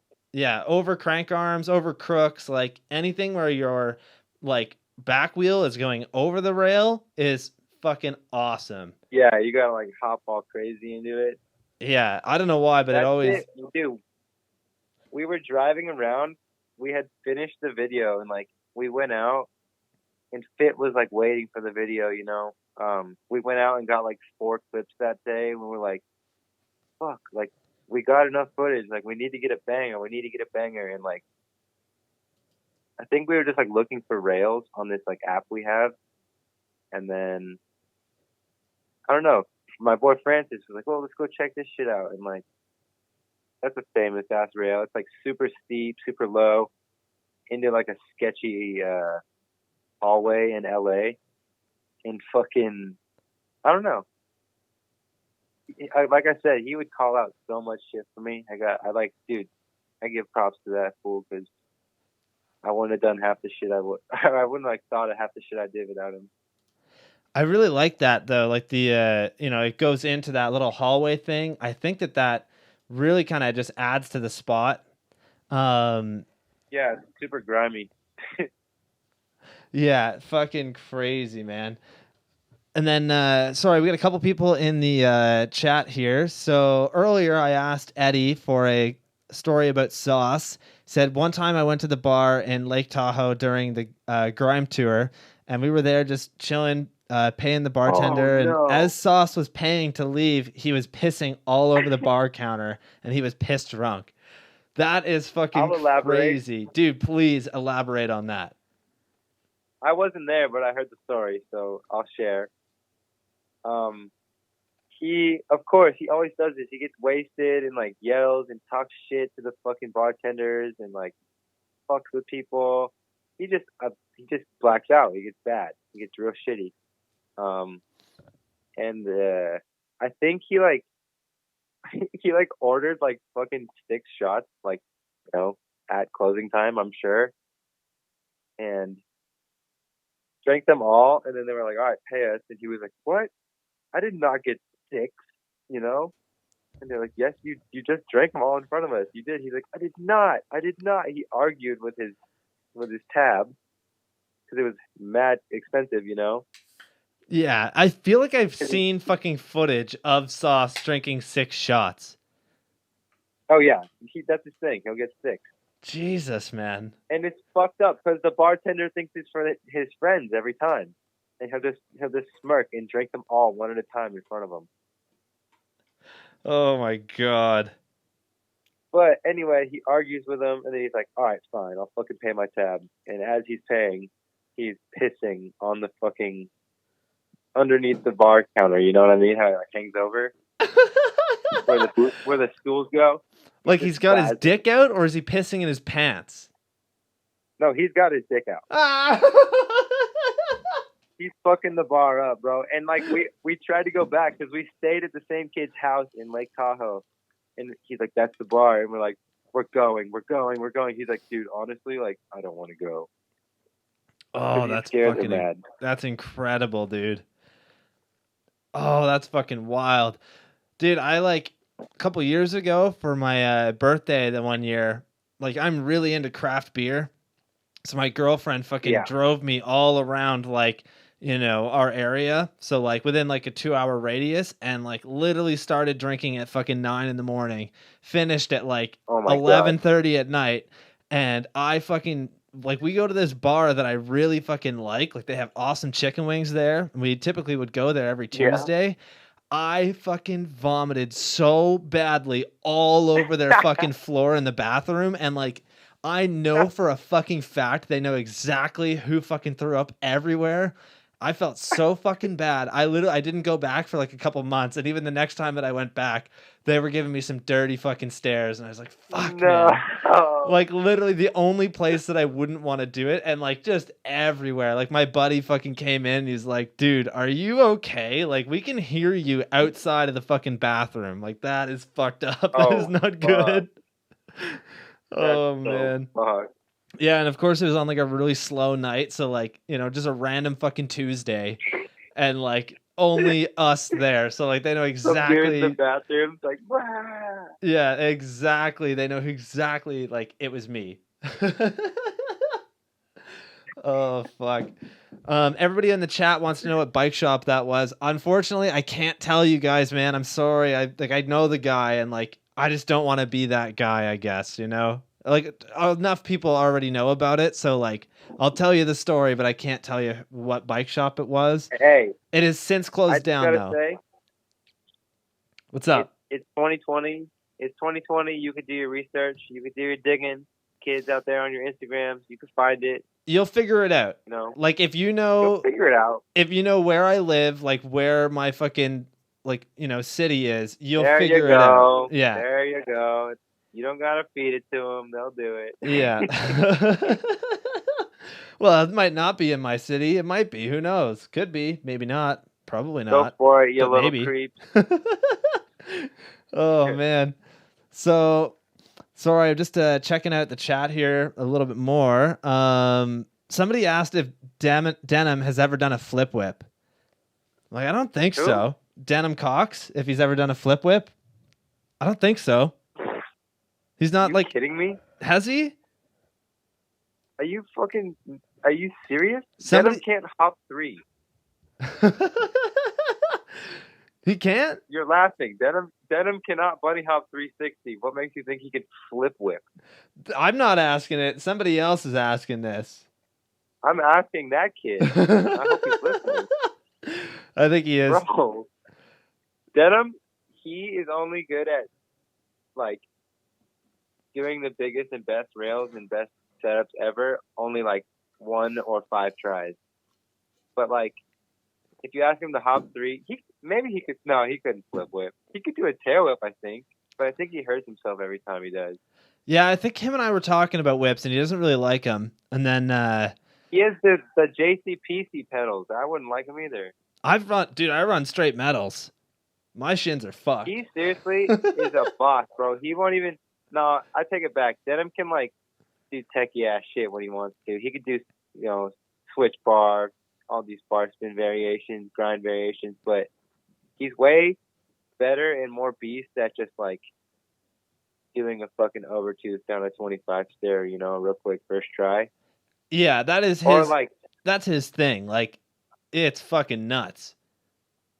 it's fucked, and that's awesome. Like, that's seriously so admirable. It's like, it's a huge inspiration, and that's what, like, I'm trying to aim my fucking riding towards. It's just like one bang, big fucking setups like that, because techie shit is fucking hard. And if you ever tried something for an hour, it sucks and you get mad. Dude, So, I was trying I'd this. rather just. I was trying this little fucking I'd rather- baby go ahead. manual 180 setup the other day and just couldn't fucking get it for like half an hour. And I felt like such an idiot because it's like the easiest trick in the world. And like, I don't know why, but I suck at that shit. I'm good at like big rail hops, big fucking gaps, like shit like that. I cannot ride tech stuff Right, for the yeah. life of me. But like, I don't know. I would Dude. love to ride tech shit. I really want to get like, you know, some good grind tricks this year. Like, I just need to get better at it. Dude, straight up, after I broke my leg, I was like, I'm not doing anything technical anymore. Because, like, I lost all my fucking, like, balance and shit. I had to, like, relearn all that. So, it was way easier for me to fucking just, like, grind stuff. I don't know. I just, like, used to, I don't know, session with the homies and grind flat ledges and shit. And, like, that just stopped. So, I would just go to the skate park and, like, blast the up rail a million times. And just like, I don't know. And then I broke my leg and sat. And then so like, I just stopped riding technical stuff. And now when I try, I get fucking worked because I suck now. Oh, fuck. That's not true. I feel like better than I ever have on my bike. I feel like I never even broke my shit, honestly. But like, I feel like my style has seriously changed after that. Dude, honestly, your riding over the last like year has been insane. Like, you know, one of the things that I loved that Sauce did was the Behind the Smoke like video series for All the Smoke, because like, you know, All the Smoke was only 15 minutes long, but seeing how much footage you guys actually got was incredible. And like yours was an hour long, and like just seeing how long Dude, you'll work on a trick is insane. Like, just so fucking like so much dedication, which is awesome. Dude, that's that's after I stopped fucking Doing tech shit, eh? riding like all these trying to, at least in my eyes, doing all these technical shit, you know? Like, because I don't know, and I just see like skaters ride big rails like Jamie Foy and Niger and shit, and like that just looks the coolest, the most appealing, the most fucking beast and savage. So I just like want to like ride big rails now, and like I watch Denim and Reed Stark and fucking Garrett Reynolds and shit, and like they just always, oh, you're gonna do a setup? Let me add fucking 10 stairs real quick. So like that's the shit I'm trying to get on, you know? Yeah, that shit is gnarly too. Like, and working your way up to that is always like a big deal too. I don't know. I've always found that like, it's scary, dude. oh, absolutely. Even adding a couple stairs, like insanely scary. There's a question in the chat that really relates to this actually. Somebody's asking and they want to know if you could do something down El Toro right now, what would it be? And let's clarify. El Toro is still rideable on a BMX bike. It has these weird bumpy things, so like skaters are fucked. And apparently Sauce was saying that like even bikes, it's a little iffy. Like, you know, the right person could definitely ride it. And I think those big yellow gates that they put up at the top were taken out, right? Or like, I don't know, that people were. No, you can open and close them. Sometimes you catch them open. Yeah. If there was anything you wanted to do down El Toro, what would it be? I'm not jumping down it. If you haven't noticed, I don't like fucking riding off tall things. I wouldn't jump it. I would grind the rail, but the rail's different now. I wanted to like overcrank it for a long time, but I just got a way more beast overcrank that I'm stoked on. So fuck all that. Hell yeah. Also, we filmed an entire software. I told you we filmed an entire Sabrosa rail El Toro video. Yeah, I was talking to Sauce about that. Yeah. We put a Sabrosa flat rail up El Toro. That's fucking wild. Cool. Was that the same day that Yeah. kid fucking double barred it? No, fuck no. That was way later. I can't believe that kid did shit was that. crazy. Adrian Shreds, I think. Yeah, that was wild, man. Fucking double barred it real quick. Yeah, his homie switch barred it right behind him, and no one ever saw it. Jesus, dude. Fucking shout out to his homie then, because switch bar is pretty fucking crazy. That kid's clip got slept on because the double bar blew up, but someone switch barred it. I can't remember his name. I would shout it out otherwise. Yeah, that's fucking crazy, man. That double bar was like, it blew everybody's minds. And like, I just love the way that he fucking threw the bars, caught them, and like literally instead of like just riding away calmly, like just starts pedaling as fast as he fucking can. Like, I don't know why, but that was so funny. Dude, the best shit ever is the juice tail whip though. Oh my god, dude, there's no better clip than that. Like, the little juice tail whip is insane. My fucking older cousin, who's like 35, was like, yo, did you see this kid do this jump down the stairs? And I was like, yeah, bro. That's the fucking homie. We were all there. And he's like, no way. He's like, so, like, I think he got on, like, fucking Oprah, dude. Yeah, who filmed that? Was it Vish? Or was it Sauce? I think Vish and Sauce, because it was for a cult thing, I want to say. Yeah, it was for cult, so I think it was Vish, because it didn't sound like Sauce in the clip. I think it was Sauce. Or maybe it's Francis or Eddie. Probably Sauce. Maybe. I don't know. But he definitely fucking tail whipped it with that lady screaming at him. That's fucking crazy, man. And he was only like 16, 17 at that time. Yo, shout out to Grant Germain for being savage enough to get in her golf cart and move it while she was right there. Straight up, Grant Germain, I've been hanging out with him since he was like 16. I was probably like 17. He would fly out to California and stay with our homie Francis, who lived across the street from me. That kid is a fucking gangster and fucking savage since day one. It would be like, cause he's from New York, bro. So like, we'd be getting kicked out of spots and cops would be chasing us and shit. And like, we'd be like running and he'd be like taunting them, you know? We'd be like, what are you doing, bro? Like, oh, New man. York are crazy. Right back to that New York attitude that we were talking about earlier. Yeah, he's a G. Yeah, you don't fuck with them New Yorkers, that's for sure. But yeah, he fucking hopped in her golf cart and backed it up while she was like, he nearly ran her ass over. He didn't Yeah. give a fuck. I do love that the dude is like screaming about it, and like, they're just like, dude, you're just gonna have to do it like right beside her. And like the fact that he landed it right then and there with her screaming with them in the fucking like golf cart. I don't think that there will be a better like photo or video at El Toro ever. Like, there's a lot of good crazy shit that happened there. What skate DVD? There's a DVD where they drove a 15-passenger van down El Toro. Did you not see what they did right after they fucking put the like big yellow rails at the top, or like the big yellow gate? Somebody took the fucking golf cart and they pushed it over and then down into the steps. Ghosted it. I saw that. Yeah. Yeah, there's a lot of crazy shit that's happened at El Toro, and like here's a crazy one for you. And I don't think you were here for this. I think it was just Stevie and Adam.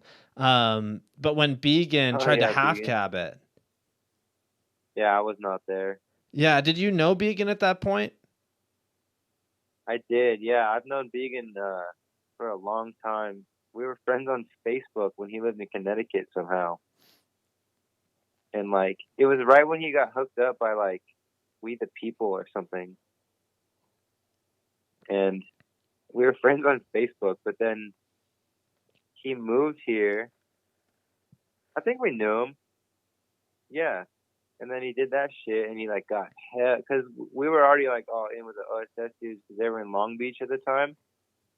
And we were just in HB, and like we made that video so long ago, like the OSS common video. And fucking yeah, he did that shit and then got so many followers and shit. It was crazy. He got like 50K, bro. It was sick.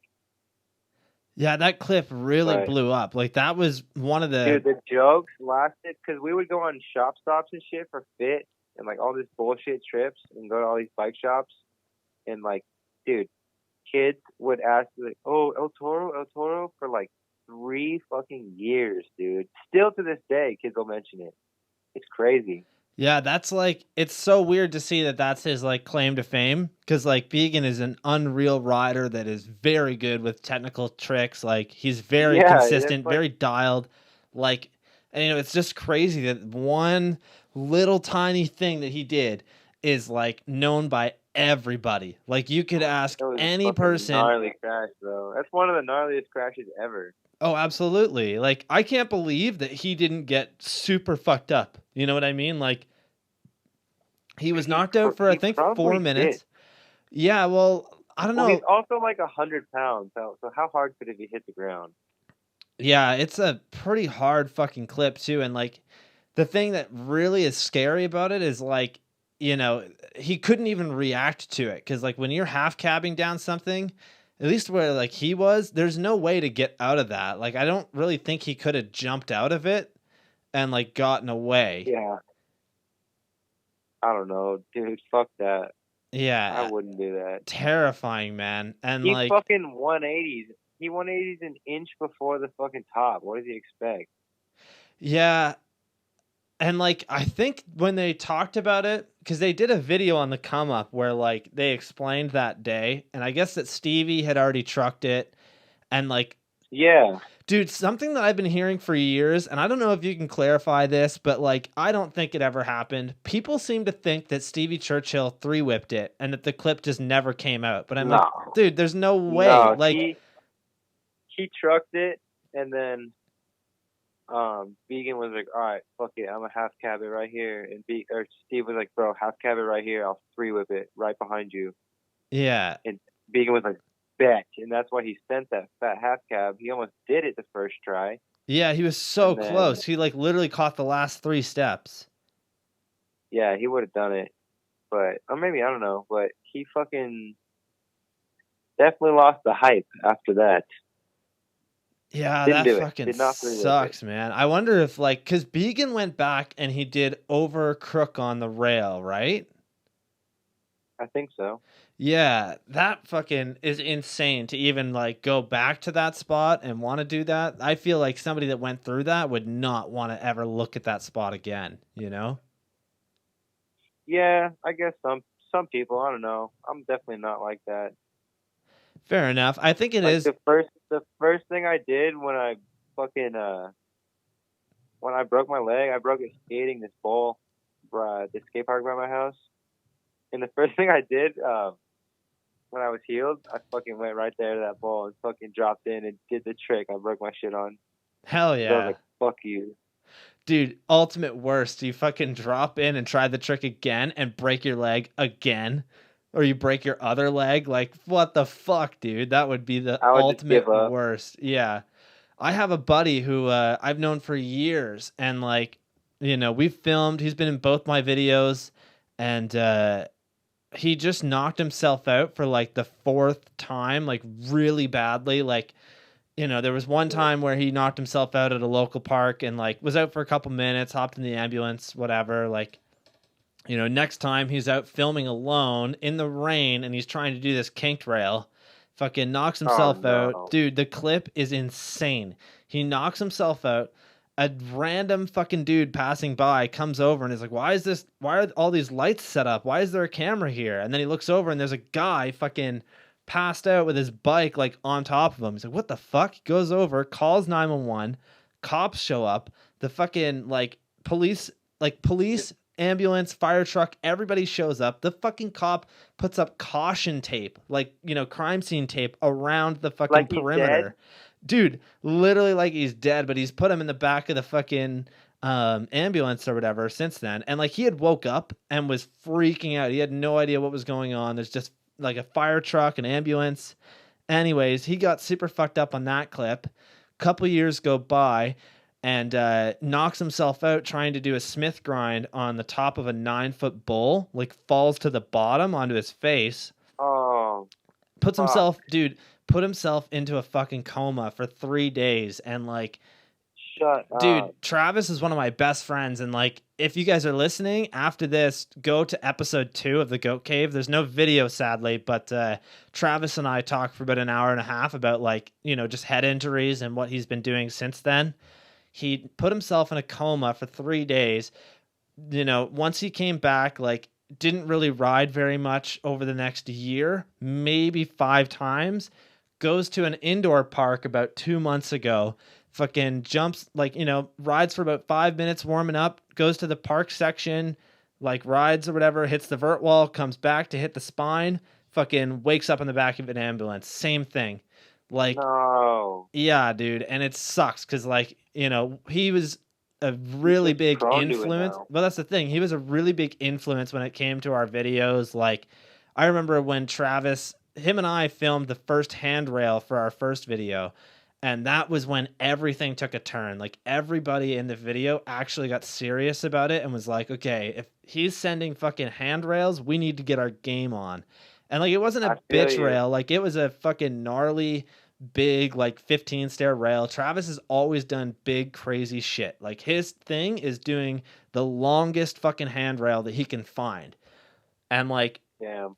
The biggest wall rides. And honestly, the Ontario BMX scene has really lost a fucking legend in the Toronto GTA area because he, unreal guy, but he's taking a step back from BMX for a couple years. We were talking about it recently and I get it, man. At this point, he's had so many head injuries that he's prone to them. If he falls the wrong way and hits his head even just the slightest bit, he's going to knock himself out or fuck himself up again. And one of the hardest things that I've ever had to do in my life was go to his fucking parents' house the night that he put himself into a coma at 10:30 at night, knock on their door and fucking tell them their son is in a coma and might never come out. Jeez. Insane.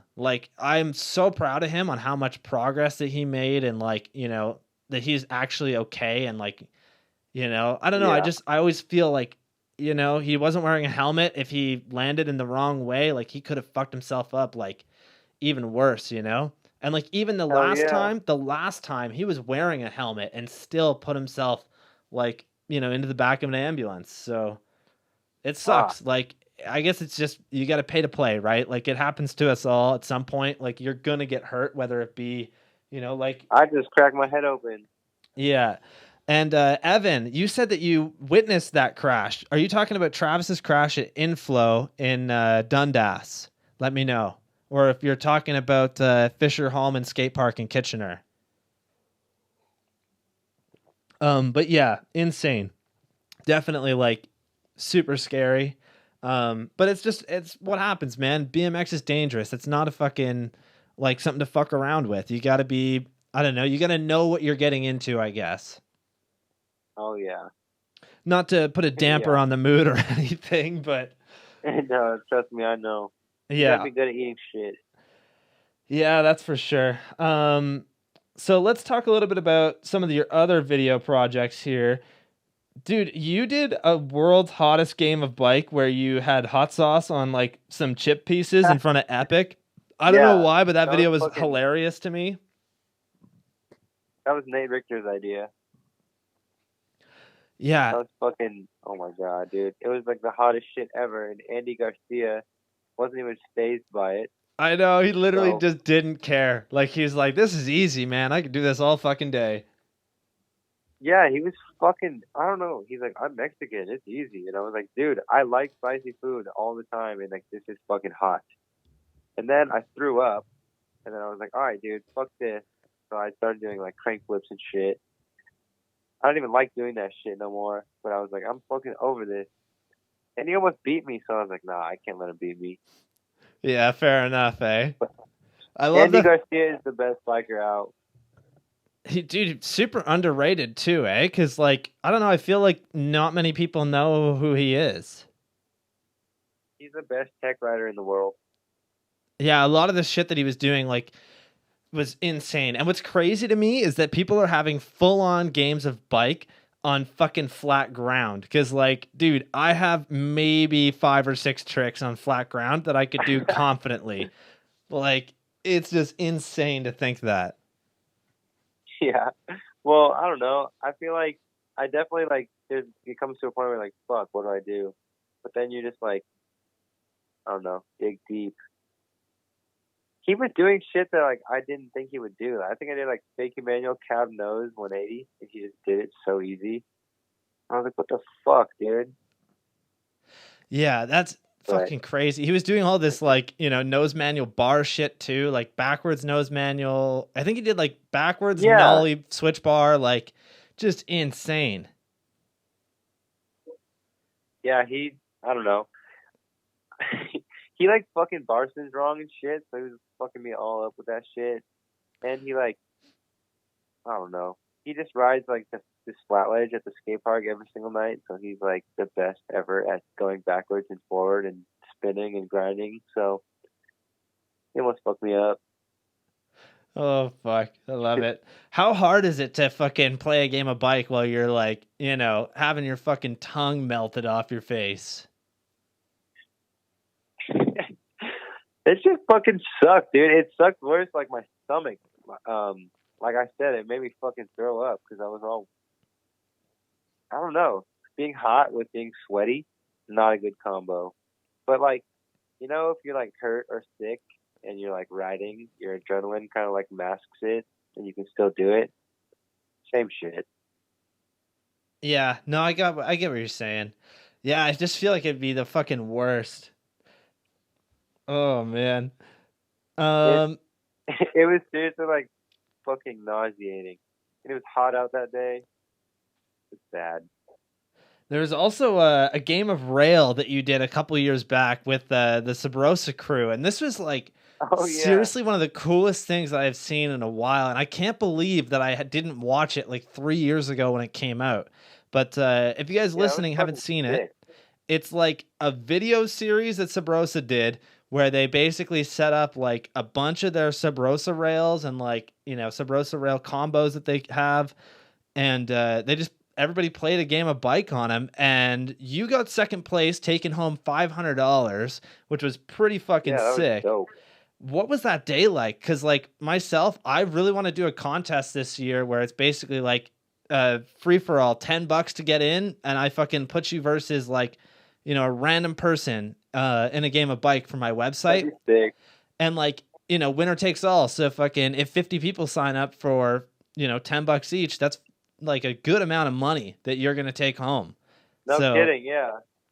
yeah, like I think that would be really That'd be cool. dope. But I liked the way that Sabrosa did it, where like you literally don't even have a choice of what rail. Like you had to pull the fucking thing out and then pick a trick on that rail. That was really fucking hard. And I lost to Mark Burnett because he's so fucking good. Dude, insane. I had no idea that he's like ridiculously good on hand or like flat rails. I don't know why I didn't know that, but like the shit that he was doing probably was the best rail rider. He's one of the best rail riders in the world, like no doubt. He can like over feeble down rails and like, dude, he's no kidding, one of the best fucking rail riders ever. yeah, it just blew my mind. He did like I think 180 to like hard 180 bar over pegs. He was trying to do that and like that. Yeah, and he does like hard 180 over crook and like shit and fucking. Nah, he's good. But Yeah. he tried to get me on that tail whip. I fucking gassed him out though. I pulled that shit. Yeah, I was really stoked that you landed that fucking whip. And then he came in and switch whipped at the end. And I thought that was kind of a bitch move. I was like, really, man? You got to find the fucking one weakness where it's like you just. Dude, same shit. Like on that fucking Andy Garcia thing, I was like, all right, like I'm fucking overeating chips, bro. I'm doing a 180 kickflip. I know you can't do that. Yeah, fair enough. That's fair. You know, fair enough. He was probably like, damn, he's fucking keeping up. I might as well fucking get him.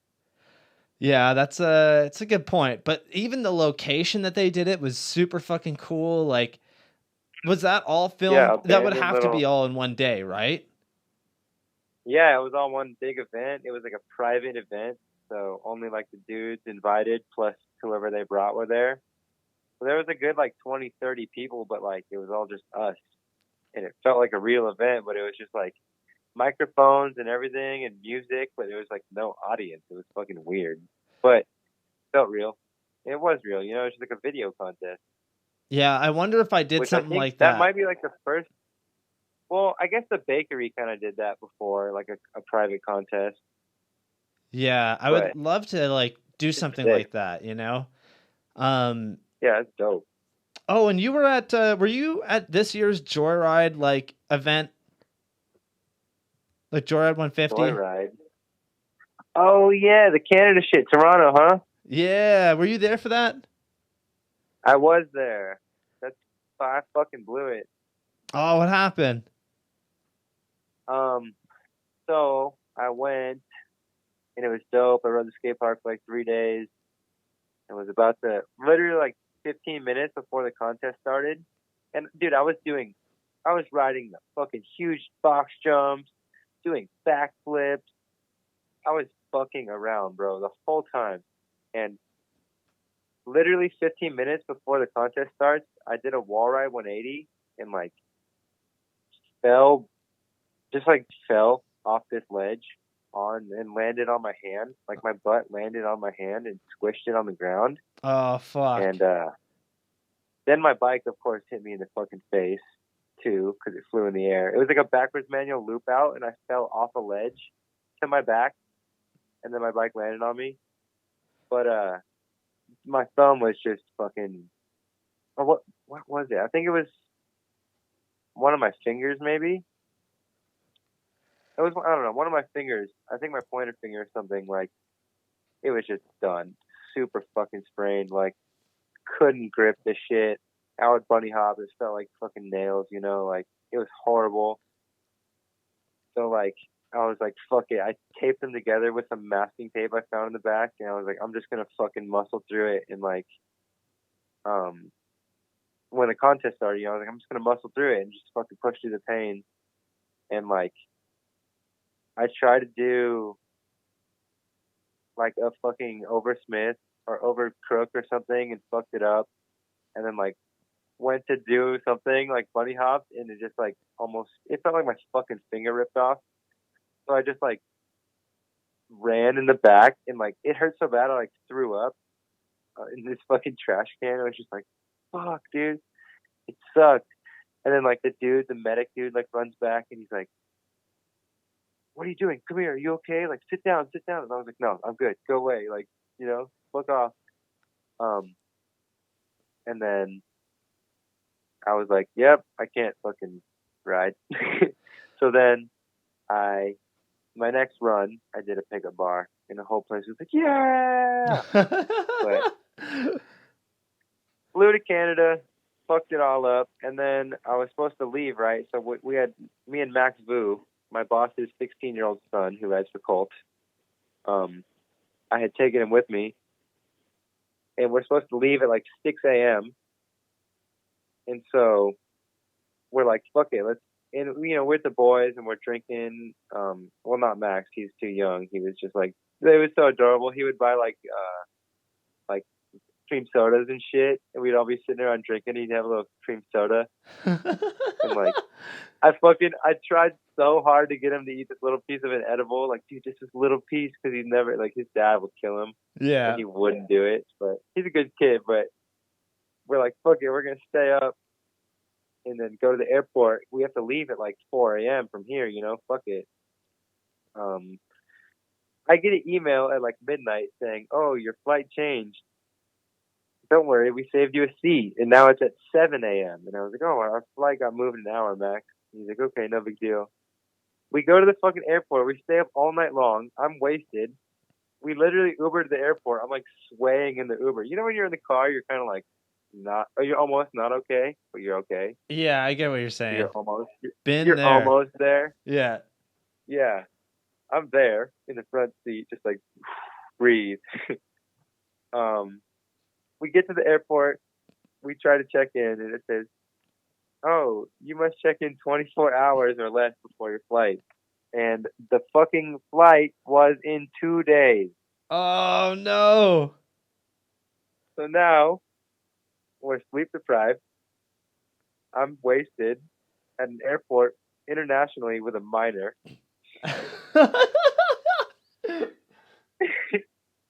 And so I just say, Max, come over here. We need to sit down. He's like, what? I was like, we just need to sit down right now.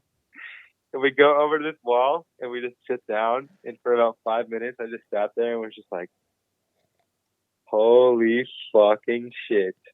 I got to get us out of this one. I'm like smacking myself, like, snap out of it, bro. Like, you got to boss up right now. And so, like, we call his dad. And I was like, hey, just to let you know, I fucked up. If it was just me, I'd be like, fuck, looks like I'm stuck in Canada for 2 more days. Yeah, but because you have a minor with you that you're taking care of, it's like, fuck, I need to get sober. Yeah, and like, I just didn't want to fuck it up. And like, even though we wouldn't have not died if we stayed there, I was like, we got to get home. Yeah. But, so he's like, all right, just, try and figure it out. Like, and worst comes to worst, he would have paid for it, like, to get him home and shit. But anyway, I asked the dude, he's like, oh, it's going to be at least $200 each. Like, maybe we can get you out tomorrow. Maybe. I was like, fuck you. I called the number and they were like, same shit. Maybe we can help you. It's going to be $200. Da, da, da, da. And I was like, fuck. And so then that's when it's been like 30 minutes, and I finally fucking snapped out of it, of my stupid slumped fucking self, and I was all fucking like worked up because I was fucking up, and I was like, calm down, figure this out. So I just like snapped out of it. I was like, all right, we're getting this fuck to the fucking States today, baby. And so I jump up and I was like, let's look for, everyone's fucking pissed off. It's 4 a.m., I was like, let's look for the happiest fucking people here. And I see this woman walking from Starbucks with 2 coffees in her hand over to her, like, they were like first class booth. It was all fancy. There was no one in line. And they're all chatting, these 2 sweet ladies. They were like smiling and drinking coffee. And I was like, dude, they're going to fucking get us home. Watch. And we walked over there and I was like, oh my goodness, like, I fucked up. We were here for a BMX contest and like, yada, yada, yada. I broke my fucking finger. Look at it. And like, he's 16. He has school tomorrow. Or he has school today. It was Monday at 4 a.m. He has school later today. And like, his dad's going to kill me. And he's my boss. And he might fire me. And oh my God, I fucked up so bad. I'm so sorry. Like, and like, basically she's like, oh my gosh, like, let me see what I can do. And like, she's just like typing so aggressively for like, it literally was 15 minutes, bro. She's typing, and she just go, ooh, it's not looking good. Type. Ooh, I don't know. I'm standing there like, fuck. And I'm literally like, dude, I'm so sorry, Max. Like, if your dad doesn't ever let me hang out with you again, I'm sorry right now. I just want to let you know. Like, being so dramatic, you know? Yeah. And she finally walks over to like the manager, and I see her whisper something. And the manager's like, oh, yeah, just say family emergency. And she comes back, and she just type, and goes, okay, you'll be on Air Canada, 8 a.m. nonstop. And I was like, wait, like 8 a.m. right now, today? She's like, yep, Kate so-and-so. I literally almost cried. I had tears in my fucking eyes. I was like, you're lying to me. I was like, I want to give you a hug right now. Thank you so much.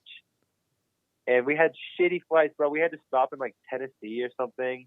And it was like, dude, it was like stupid wait times and shit and layovers and like all this shit. And she gave us nonstop Air Canada, big ass jet, fucking hella leg room, mad close to each other. I think we got the same row even that time. But she fucking saved us, dude. That's fucking awesome, dude. That's crazy. That's what I rely on, dude. The fucking buff god. Yeah, there you go. I was gonna say, like, because I knew that you were at the event, but I didn't know if you actually were able to go and ride in it because I had heard that you got hurt. Yeah, Dude, I was super bummed, dude. I was supposed to be doing a podcast with Mark Brunette that weekend as well because he was in Canada, right? So like, I only live about an hour from Joyride. I stayed with him. Yeah, were you at Mike Gray's house? No, I never went to Mike's, but we had an Airbnb, and Mike came to our shit. Okay, I wasn't sure because I thought that for a second that Mike just like let you guys stay at his place, but Mike came on the podcast a couple months ago and we talked about like Space Brace and everything. But yeah, I was supposed to Mike is a fucking G. Yeah, Mike is sick. I was supposed to do a podcast with Mark, and I fucking felt so bad because like, you guys showed up, or like at least he did. He showed up on either Thursday or Friday. Contest is Saturday, leaving Sunday morning. So like, I really wanted to fucking try and do something with him, but like, for me to come to Toronto, pick him up, bring him back to my place, do a 2-hour podcast, and then bring him back to Joyride, it just would have been something where I'm like, I'm literally digging into your like contest time or your prep time. Like, I don't feel comfortable doing that. Like, you've literally flown this way to come and try and win the contest, obviously. So, yeah, there's a ton of good pros, man. Fucking. That was dope because I stayed in a house with like 15 dudes that were all random fucking sponsors. So like, it was so fucking cool because it was like me, Mark Burnett, Max Vu, Reed Stark, Hobie Doan, that one fucking Justin Hughes. What's that other kid who like won the contest or got second or something? I think Mark Brunette got second. Brock Rayford took home first. The kid who got third, he's a Canadian kid. He's super good. Dylan Lloyd? No. He was like... Here, let me pull this up. I can't remember his name. I'm going to see if I can find this. Yeah, he's a Canadian kid. He's really fucking good. Dean something. Oh, Dean Hartley. Yeah, he stayed with us. He's a G. I'm pretty sure he stayed with us. Maybe he just visited, but... Yeah, he's pretty local to there, so I don't know if he would stay with you guys. What's that dude? Jeff Selensky, the photographer guy? Yeah, I think I know who you're talking about. He's just like I didn't really know who he was, but I knew of like he's an OG photo guy, like a ride photographer. Zelensky, or no, Selensky. Jim Selensky? It's like almost like Jeff Z. No, it's almost like Jeff Z. Okay. It's not Jim. I think it's the same last name as Jim Selensky, but it's a photographer for Ride or Ride UK or something. But Dude, you would know him. He's an OG photo guy. I know. I can't believe I can't think of his fucking name right now. I'm trying to find some stuff here me on. neither. Oh, what is going on? Me neither, but yeah. What do you do? Anyway, it was a big mix of every sponsor, so it was like not your average group of guys. You know, it was fun. Yeah, and Dylan Lloyd, you know, he was there too. Yeah, Dylan Lloyd's unreal, man. Yeah, he tried to fakey front flip. Yeah. Oh my God. I've just pulled up the video from Dig here. Yeah, Dig showed up for that. There was like a bunch of people. Let's see. So Brock Rayford, Mark Brunette, Hobie Doan, Reed Stark, Johnny Reyes. Reyes. Yeah, Reyes. Matt Nordstrom, Travis Hughes, Justin Spreet, Dylan Lloyd. Yeah. Obviously yourself and more. Yeah, there's a lot of fucking awesome shit that happened that weekend. Boys. Yeah. Webster's house. Yeah, and then I think Dylan Stark was supposed to be there because I originally tried to plan an episode with him because that dude is fucking crazy. Like, yeah, he's a gangster. Yeah, I've been meaning to fucking chat with him, but like anytime that I message him, he's always doing something. So like, it's kind of hard to set something up, right? Free spirit. Yeah. Free spirit. Yeah, he was like, just hit me up the day before. And I'm like, I can't do that. Like, I literally need like a good amount of time to prep for this. Like, I hit you up last week and I spent like, a couple hours a day each day trying to just like, I don't know, figure out stuff. And, I just want to make sure it's like a good podcast, obviously. So I know what you mean. Yeah. Oh, man. We're doing pretty good so far. I'll be honest with you. We're at like 2 hours, 7 minutes. So. Fucking killing it, yeah. Going back to the live stream chat here, Evan was saying that he was actually there when Travis knocked himself out, and it was at bike night at Inflow. Yes, it was. Evan, if you're still here, if you're interested, Travis's Instagram is T2TheStone. I would say hit him up. Just send him a DM. Be like, hey, man, I was there when you, unfortunately hurt yourself at Inflow a couple months ago. Like, just hope you're doing well. Because Travis is a fucking legend, man. He's unreal. He's filmed like a lot of really good stuff for like my videos, and then he's sponsored by Harvester Bikes, like a local shop in Toronto. Yeah, he kills it. Travis is a fucking really cool dude. But yeah, moving back to you, Ethan. So your last clip in the Fit 2017 video you did, I really wanted to talk about that because it's like such a great use of like a spot. Do you know what clip I'm talking about? Oh, yeah, I remember. Yeah. So it's a crank arm 180 to half cab bar off a loading dock.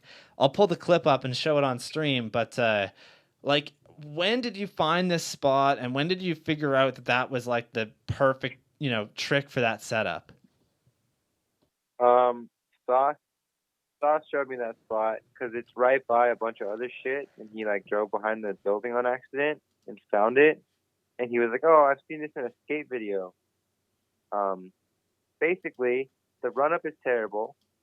I had to use a 3-ring binder to roll down the curb. The rail is terrible. It's very tall and steep, and then it's like a loading dock covered in oil, so it's very slippery. So I don't know, like I'd never done a switch half cab bar either. Oh, that is switch.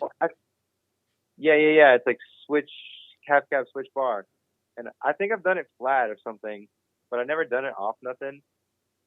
So I pretty much crank arm 180 half cab or like fucked up for like 2 or 3 fucking hours, and like I was so fucking. I worked for that one, bro. I was so upset, and I kept going, "Fuck you, Sauce." And he go, "What did I do?" And I was like, "You fucking brought me here." Fucking Sauce. And then, I don't know, I always land shit when I get to the point where I'm like, okay, I don't care if I die.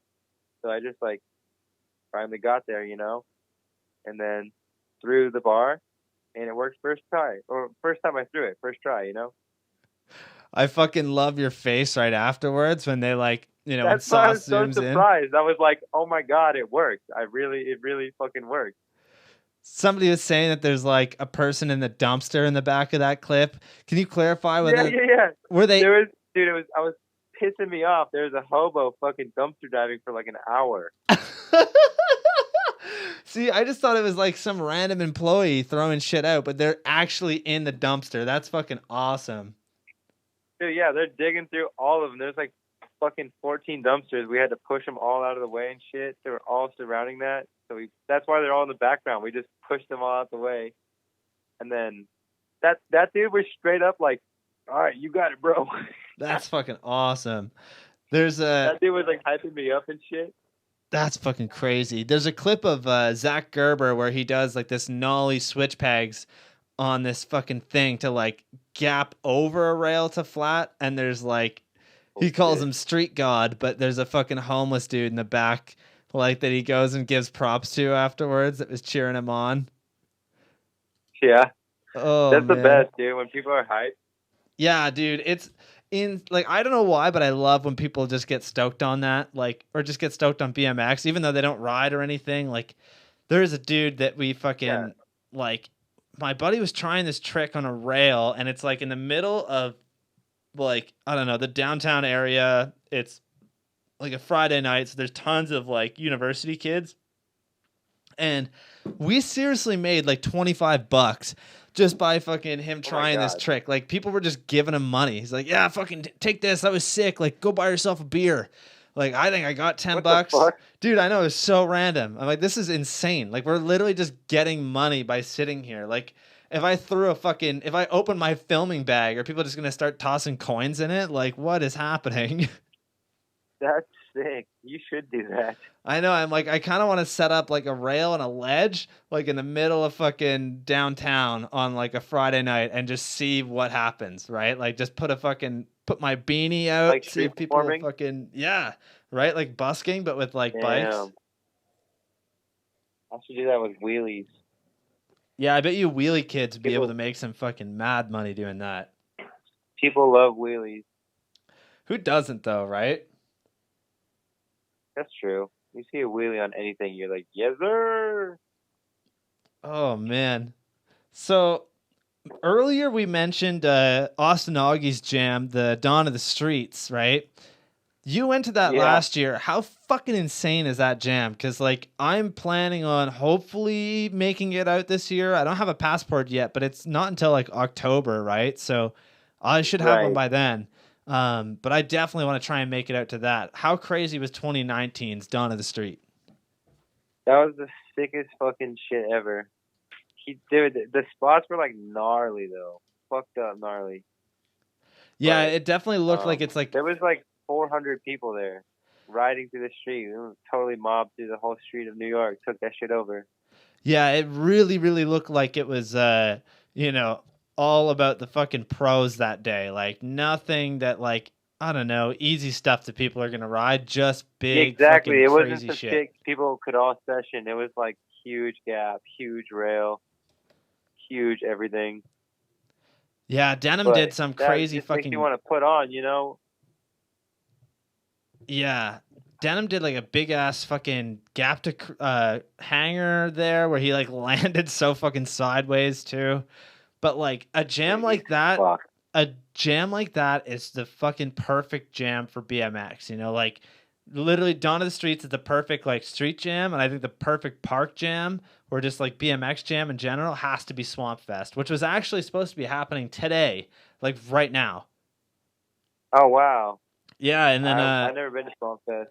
I know I've wanted to go to that. My buddy Jeff, he's pretty local to here. He went like 2 years in a row, and he said that it's insane. I was about to go, but they got canceled. Well, they're pushed back, right? Like they're doing it in May now, which is like hopefully, like with the way that things have been going lately, I don't know. Like in Canada, exactly. Dude, my buddy fucking just got an $875 ticket for riding the skate park today. Are you guys like quarantined? Well, I've been off of work for 3 weeks now, so like I am fucking running low on money, that's for sure. But I should get like EI, which is like unemployment insurance in Canada. Like you pay into that on every paycheck, so like it should be showing up any day now. But yeah, pretty much everybody is off of work. Like, there's a good portion of people that are still working, but like, they just closed all non-essential like construction sites in Ontario, and then a bunch of other places. Oh wow. Yeah, pretty Both much my bike everybody is shops are closed. quarantined. Like, all the skate parks have been fucking closed. They even went as far as putting jersey barriers, like a ton of them, throughout one of the parks, like an hour from where I live. Damn. Just so Dude, people there's wouldn't still ride dirt them. on the skate parks by me. Yeah, I know. I'm like, that is fucking wild. Like, I get it, but it's just so crazy. And like, something that I was thinking too is like, I think I'm still good to go out and ride street. Like, I haven't had any issues yet. And like, even when we went out riding, we keep it to like maybe 3 people tops. Like, and nobody's fucking high fiving, none of that. We've been fucking ripping. Yeah. Dude, you've heard about California schools, right? Now's the time to go, dude, because they're all fucking closed. Bro, they're all closed and like they're closed. So like the fucking private schools are closed, bro. Everything is closed. So you can get away with fucking anything right now. I swear I've been working on this video for like 2 months now, and like 3/4 of it is just in the last fucking 2 weeks from going out. Because I don't have work, I can go every day, all day. Yeah, So fair enough. Stacking. Yeah, dude, it's even been a pain in the ass to go and get fucking beer. And like, they just opened a bunch of weed stores. They just opened a bunch of weed stores in like our area, all closed down. So like, it doesn't affect me because we always order off Weed Maps, but like, just fucking sucks for anybody else. That's for sure. Well, I don't know. A lot of shit's closed here, but like restaurants are open for takeout, and the grocery store, it's not crazy anymore. And I'm not on lockdown. I can go do whatever the fuck I want. And yeah. Everyone's scared of you. Dude, everyone's scared right now. So like, you walk up to a restaurant and walk in like a fucking boss, mad confident. People will literally back away and be like, oh, yeah. Because they're scared. So it's just like, dude, you can fucking do whatever you want right now. That's the way I look at it. Yeah, I know. There's a fucking water park that I tried to ride a couple years ago, and one of our buddies got arrested, but 3 of us got away. I've been really fucking tempted to go there because they're not open yet. That's the thing. They're not open. The whole place has been closed down because, like, they do other stuff other than just the water park there. So I'm like, I might be able to get in there, but my only worry is like, will they still have security there? Is that still essential? Like, are they still going to be doing that? I don't know, but maybe I'll fucking try and hit it up this week. Run it. Fuck it. Dude, right now is the time. I know. I'm like, this is literally the perfect time. And this was like probably 4 years ago, like around this time that we went originally. So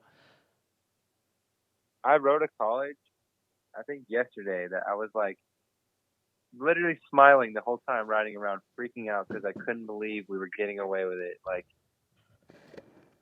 I've never been more than 30 seconds without getting kicked out of this school, and we were just ripping all day. It was fucked up. Yeah, I guess now's the time to fucking stack those clips, kids. Like, if you're filming anything, now's the fucking time. We even got caught by the police, and they were like, hey, come here. And we walked up to him, and he's like, all right, that's close enough. And we're mad far away. What are you guys doing? Dude, are they even... bikes, dude. Are they even arresting people anymore, or are they just giving them gloves and then arresting them? All right, throw these on, then I'll cuff you. Dude, there's... I haven't heard of... apparently, I heard a story of a friend of a friend of a friend or something who got a ticket in San Diego, which is like 2 hours south of me. But LA, where I'm at, Orange County, like, I've been riding street for 2 weeks, bro, and nowhere has even fucking said one thing about COVID to me. Damn. Like, it's sick. Yeah. No, dude, I fucking... Because we're not talking to no one, Schools are empty. Like, you get in the van with the same 4 people you've been going with for 2 weeks. Like, I think it's fine. Yeah, and I mean, if you've had Sauce fucking jerk his little wee-wee off at you, you're probably immune anyways. True. I've physically seen the worst. Yeah, I think you're good. Oh, man. Dude, I think I already had COVID. Yeah, who knows, man? Maybe. Like anybody that's around our age, like, early 20s, they're pretty much like, I'm not going to say immune. There's definitely people that have been very sick or people that even passed away, but Yeah. like there's a good chance that you'll be okay if you have a strong immune system. It's mainly just people that are like, above 60 that are really struggling with it. Exactly. I got really sick for 2 days. It was like super weird. I'd never been sick like it before. And then my manager at work got sick for a week from me. And it was also something weird he's never had before. So I think that was COVID. Who knows? Maybe. Apparently, it's supposed to be a lot like the flu, but like way worse. Like your breathing is supposed to be like at half capacity. Like, it's just a Yeah. lot harder. No, I'm not scared. Yeah. I mean, I'm really hoping that it stops soon because it's really inconvenient. Like it's a pain Yeah, in it's the ass. annoying. I filed for unemployment too. Yeah, I know, right? Um, I do want that though. yeah. Like I don't even know if I'm gonna get it. That's the thing. Like I do qualify for it. I do like I should be getting it, but I don't know like if how much I'll get. I don't know what's gonna happen. So like I don't know. I fucking was smart and did my taxes like 2 months ago. So I'm like, luckily I had a shit ton of money, but like, it's slowly depleting. Yeah, So we'll see where that goes. Um, exactly. yeah, dude. Once this is all over, Apparently, Donald Trump is giving Americans $1,200. yeah, it's supposed to be. I heard, and I don't know if this is true, but I did hear that in Ontario, we're supposed to be getting $2,000 a month, which is like that That's awesome. barely. I know. I'm like, it's decent. Like, I'm not going to complain about it. Like, it pays my bills, which is good, and I'll have a little bit extra. But like, for my girlfriend who makes more than that, like, it's a pain in the ass. Like, it's Yeah, definitely not going to be easy, but what do you do, right? Like it's better than exactly. nothing, I guess. So, Yeah, I don't know. anyways, I'll survive enough of that college. fucking COVID shit. Once this is all over, man, if you guys ever want to make a trip to Canada, dude, hit me up and I'll fucking come with you guys and I'll hit up like, you guys could hit up some Kitchener spots, Toronto, Montreal is only a 6-hour drive from where I am. And Montreal is literally like spot heaven. Like literally every I'm fucking 30 down. seconds there's a spot. So definitely You know fucking I'm down. yeah, hit me up on that, man. I'd love to fucking ride with you guys. I do plan on showing up to HB at some point in the next like 3-4 years. And when I Really? do, Oh, okay. pardon? Three, 3 or 4 years. That's a see you sometime. I know. I'm like, well, I'd love to fucking come like next year, maybe. Who knows? But like my girlfriend and I don't know if Sauce told you this, but we're planning on buying a school bus and like turning it into like a Oh wow, mobile home / podcast studio so that like I could sit down with you in person and be doing this. I feel like that's a lot that'd better. be dope. Yeah, and it'd be cool to travel that way. Like I think that people would really enjoy that. But it's just saving up the money and fucking doing it. So that's why I'm giving myself a couple of years, unfortunately. I feel. Yeah. Anyways, I got a couple more questions for you here, and then we'll end this off. How's that sound? Sounds good. We're doing pretty good, man. We're at fucking 2 hours and 24 minutes. So, alrighty, here. Let's see. Um, so I'm sure 1,000 fucking people are wondering this. When did you start shaving your head, and is there any reason why? Um, when? I don't know. A long time ago. It was during I was Monster like, Mash. I know that. I was like 19. I always said it as a joke, and then we did it one day. I don't know. I just kept doing it. The real reason, you probably will never know, but I don't know. It's my look, dude. Dude, it honestly fucking looks awesome on you. You're like one of the only dudes that rocks it in BMX, and it's fucking rad. That's Some for people sure. are bald. Some riders are bald, but like I'm by far the baldest. Every day, fresh cut, bald. Yeah, No one else got it. I love that in all the My smoke. dad's bald, and he looks like exactly like me, so I knew I'd look okay. There you go.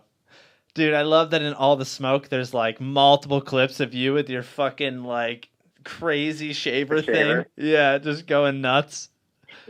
Like the one Yep. clip is fucking hilarious. You're just like shaving your head, talking about how you want some chick to fucking, be in the van with all the boys, fucking suck Yeah. everybody off.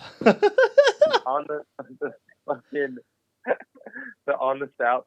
she's on salary. Yeah, Just she's in on the back of the salary. van. She rides the Greyhound spot to spot. We need that. Dude, I'm actually really surprised that, Adam 22 at the come up isn't fucking giving that out for you. Yeah, just give him a couple of years, bro, until he's like super famous, then we'll make it happen. He's already pretty fucking famous, which is like insane, eh? Bro, you know what?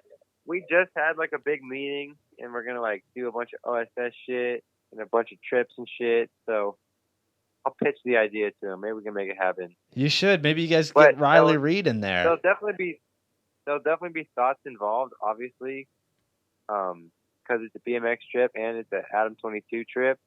But I'll see if I can make it like on salary. You know what I mean? Yeah. Oh, like fuck. A tour broad. Yeah, man. Maybe even a couple. Yeah, but then you start getting into the liability. You gotta feed 2 people. Too much. Yeah, that's a good point. You can't just feed them dicks. They're not really into that, I guess. Exactly. The maintenance you gotta think about. The long term. Yeah, it is like maintenance. It's like buying a car. Exactly. Or a school bus. Yeah, or a school bus. Oh, fuck.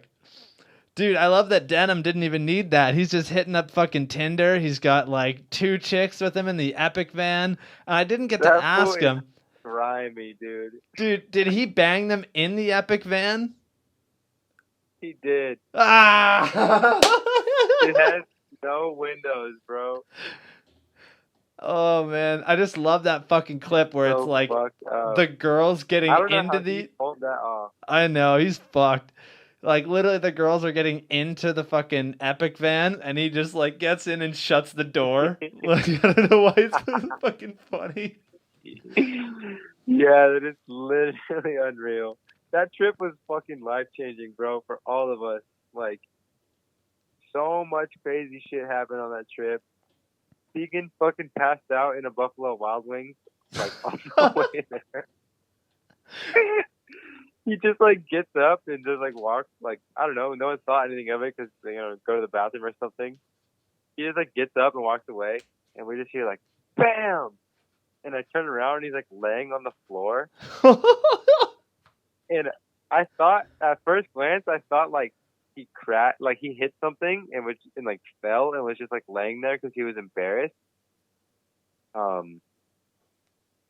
I turned around and I was like, holy shit. And I like ran over there. I was like, Megan, get up. Like right by a fucking table and like a family was at. And oh man. I'm like, he's good. We just need some air. And we're walking out. He's like, I'm good. I just need some air. And like we take 2 steps and he just fucking faints in my arms again. I was like, oh, come on, Vegan. I'm smacking him and shit. I was like, come on, get it together. And of course they fucking call the fire department and shit and like all this fucking bullshit. Oh, just going way overboard, eh? Exactly. They're like, we had to. Sorry. We're like, can we just leave? They're like, no, sorry. I'm like, it's like, dude, the guy's fucking bloodstream is 50% marijuana. He's just low. Like, we just need to get some weed into him. Dude, he'll be okay. We drove for like 10 hours and he didn't eat anything and smoked mad blunts and drank like 10 Coors Light. Oh my god. Oh, that's fucking hilarious. Then we stayed in a mansion. Killer Kyle. Shout out to Killer Kyle. He has no Wi-Fi though. That kind of sucks. And then what else did we do? We went to we were gonna go to like it was supposed to be Reno, Nevada / Salt Lake City, Utah, and then Denver. But we get in the van and we're like first hour driving. I was like, dude, fuck Utah. Why are we going to Utah? I fucking hate Utah. And Sauce was like, dude, I fucking hate Utah. Like, fuck Utah. I was saying that. I was just saying that. Fuck Utah. And Deacon's like, oh yeah, fuck Utah. I don't like Utah either. You know? I'll fucking dude, we're all like, fuck Utah. And then we're like, all right, we'll stay in Reno. And then Alfredo and Denham were flying into Utah. So we stayed in Reno till the day they were flying in, drove straight through Utah to the airport, picked them up, and then drove straight out of Utah. And then right as we crossed the border to Colorado, we all like smoked huge blunts and like we all pulled over and like took pictures by the sign, and like Alfredo chucked like our piss jugs into fucking Utah. we hate Utah. I love that you guys had piss jugs too. Yeah, from driving and shit. And so we were like, fuck Utah. Because they hate, like, weed is a felony, and there's like hella fucking pissed off Mormon moms and shit. And I love that it's right next. It's like literally. All the girls won't bang you because they're Mormon. Like, fuck Utah, bro. Fuck Utah. Nobody likes it. Dude, no one. Oh, man. Oh, yeah. Other than that, went to Colorado, got wasted. It was just classic, you know. Classic. Yeah. Got wasted, got some girls, got some good times, got some bangers. Great trip. Denham is fucking stealing, like, you know, water park tubes, fucking hopping into lakes and rivers and shit. Oh my God. Did you hear about him getting banned or arrested for 2 hours and banned from that shit? Yeah, we talked about that for a little bit. I thought that was like the fucking greatest shit ever. Dude, we were just like, where did Denham go? It's been like an hour. And like, so I start looking for him. I'm looking for him for like 20 minutes, dude. And like, I'm looking all around this water park. And then finally I just see him fucking pedaling fast. And I was like, where are you going? He's like, come here. And he had stolen the tube. He had thrown it over the fence. He had given a security guard $20 to let him in. And yeah, he got arrested for 2 hours, but they let him out. And then he's like, I'm going in. He took all his clothes off, and I was like, all right, give me your shit. And he did it. So good. It was fucked up. Oh, man. I remember this one time fucking years ago. This like random dude at the park that we were all friends with. He and a buddy were just like hanging out at the park, and then they fucking like, hey, man, we'll be right back. Like, are you guys going to be here for another like half an hour? Like, yeah, we'll be here. Fucking, they leave their bikes with us. We're like, whatever, like just half an hour. Look at the clock, fucking like hour and a half, 2 hours later. We're like, where the fuck are these dudes? Like, we literally can't leave until they come back because their bikes are here. Like, we can't just leave their bikes here. So, yeah, you know, another hour goes by. I fucking call them, no answer. Wait like another hour, and they finally show up.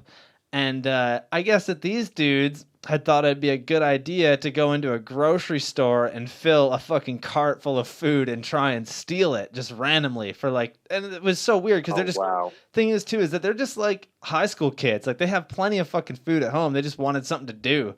And like, they just left their fucking bikes at the park. So like, they just show up and like, yeah, we got arrested. Like, you know, they're calling our parents. We got to get home. Fucking like, they're going to be so pissed. I'm like, dude, yeah, like, what are you doing?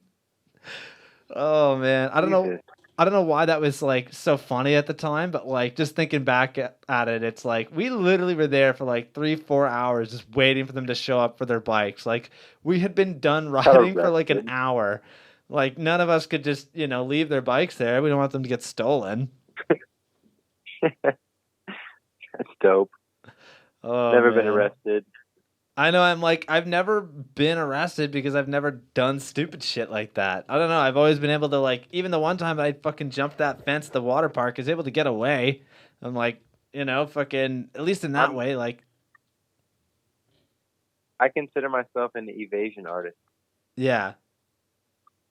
I'll get away anytime, bro. Like, Anytime. We used to fucking steal golf carts because we were like, that was our hobby, is to go to colleges at night. And Julian had a special tool we used as a key to start golf carts. And so we would just joyride them, and, jump them and wreck them and shit. But, dude, we got so good at running from the cops and, like, hiding in bushes and shit. And they would have helicopters and shit out, bro. It was crazy. Dude, so one of my buddies, he's got, like, a key to those fucking skyjack machines where they, like, it's like a fucking crane lift, you know what I mean? And apparently they're all pretty universal. So, like, he literally just hops in the one night while we're riding and, like, just goes up, like, 20 feet in it. And he's like, hey, you need a good angle? I'll drive it to the next spot. I'm like, we are so not fucking doing that. Oh, my God. I know. I'm like, dope. How the fuck is it, like, the same fucking key for all of them? Like, apparently it's pretty universal. Most of those keys work for the same ones. Dude, I remember going back behind Home Depot when I was little, and you could just hop in those scissor lifts and fucking raise them up. Oh, man. So good. Fucking Home Depot. That's going to be your next sponsor, man. I wish. Get a whole ramp set up in the yard. Dude, my yard is like maybe 15 by, let's give it 8 or 10 feet. Oh, that's good for a mini ramp. You're good. No, it's perfect size for a 14-year-old wiener dog. Yeah, there you go. Dude, I don't even have a yard. Like, I live on the second story of, like, a triplex place, but we have, like, a huge deck, like, second story deck that's the size of our fucking apartment. So, like, I could have... That's kind of tight. Dude, in theory, I could build a fucking Spine Mini on my deck, like, on the second story of our place, but... I have a very good feeling that the people underneath there would be very fucking angry and that the landlord would not be stoked on that. Sounds loud. I know. I'm like, I would love to have like a fucking ramp up there, but like, there's just no way that like that would ever happen. Yeah. Oh, man. All right. So I'm going to ask you like 3 more questions and then we'll dip out. This has been awesome so far, man. I really got to say, like, this has seriously been a lot of fun. Thank you. So, what advice would you have for anybody that's wanting to learn crank arm grinds since, you're the world's best crank arm grinder? God. Advice? Like how to do it? Yeah. Or is there anything that like they should really focus on, or anything that you noticed like when you were learning them? That... I mean, if you fucking suck and can't do it, like go watch a how-to crank arm and like learn it. But I'll give you advice if you know how to do it and you want to get fucking boss on them. Well, you just gotta look at the end of the rail on a long one. I guess that helps me. And, dude, I don't even know, bro. Like, it's like, all right, so say there's a handrail at a spot and you get there and you're like, all right, I'm going to feel it out. Like, doing a crank arm for me is like doing a double peg on the rail for a normal guy, like feeling it out, That's literally what Eddie was saying in the chat earlier, is that you literally just don't even do a double peg to feel a rail out. You'll just hop into crank arm. Yeah, and like I don't know, like I hate saying it because I feel like it takes away from me doing all these crank arms, but like I do them so much and like them and prefer them, I guess. So like, yeah, if I go to a rail like and I want to do an over toothpick on it, like I'm gonna crank arm it first to feel how the rail slides. You can like feel it out, feel how sticky it is and shit with the double peg. Yeah, no, I know what you're saying. I feel out the ledge with a feeble. Like, that's how I am with the crank arm. Just, like, feel out the fucking spot. So, I don't know. Just, like, stand on top of that motherfucker. And fucking, I don't know, look forward.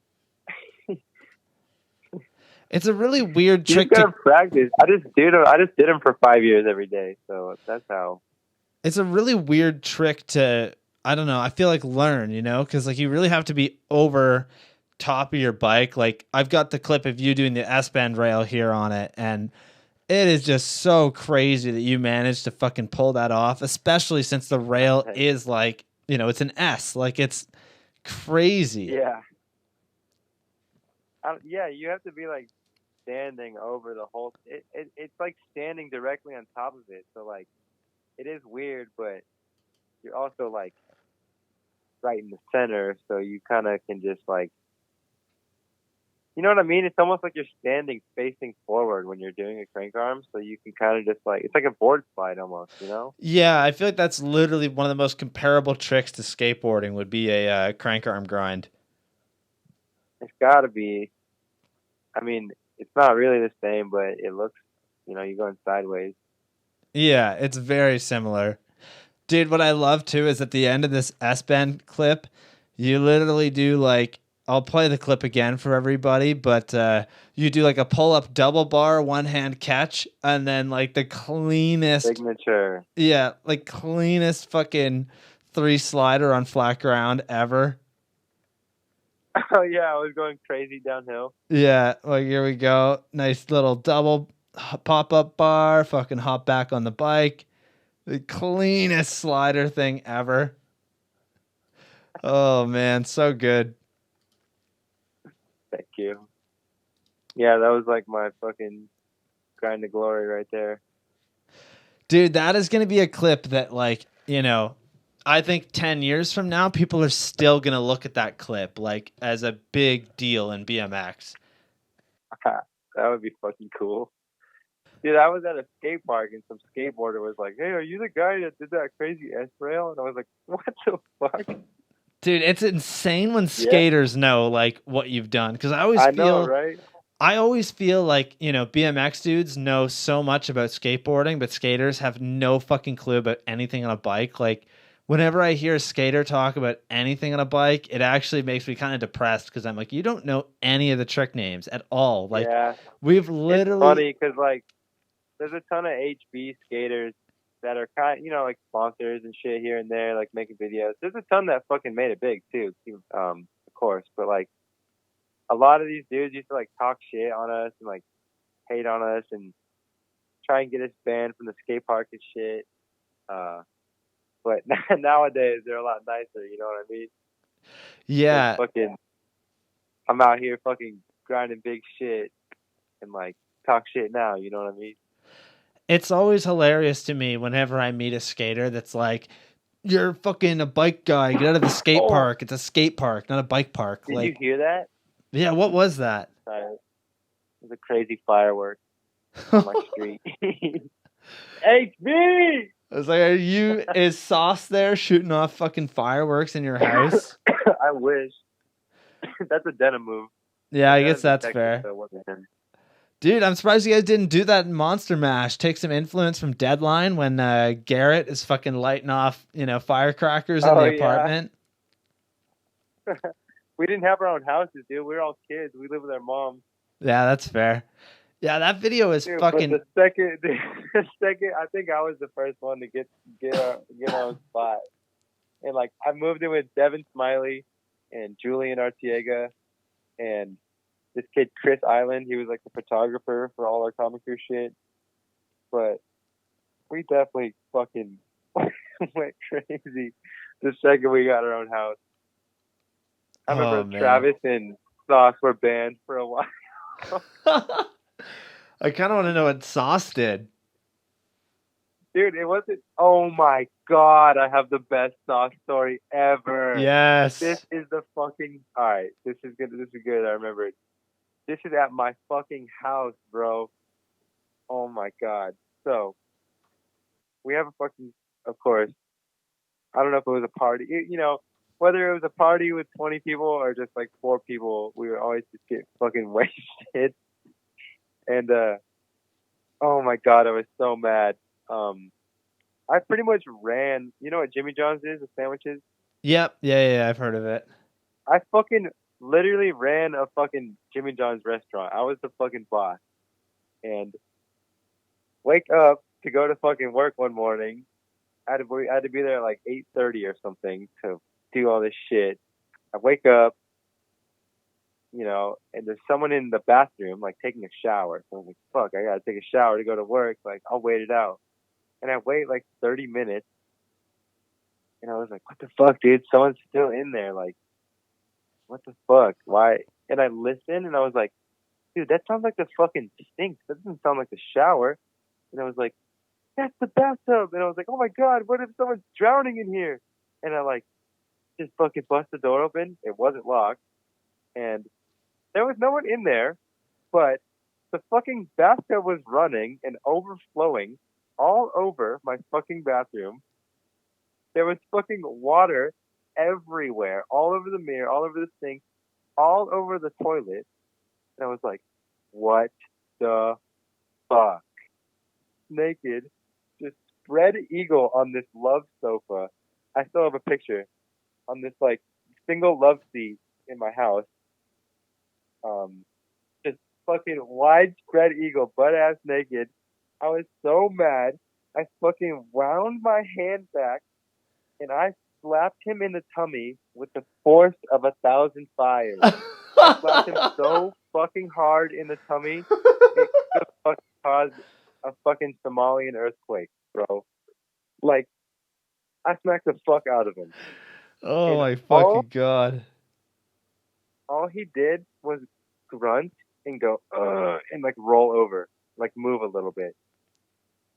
Oh and my I was like, God. wow, you are a piece of shit.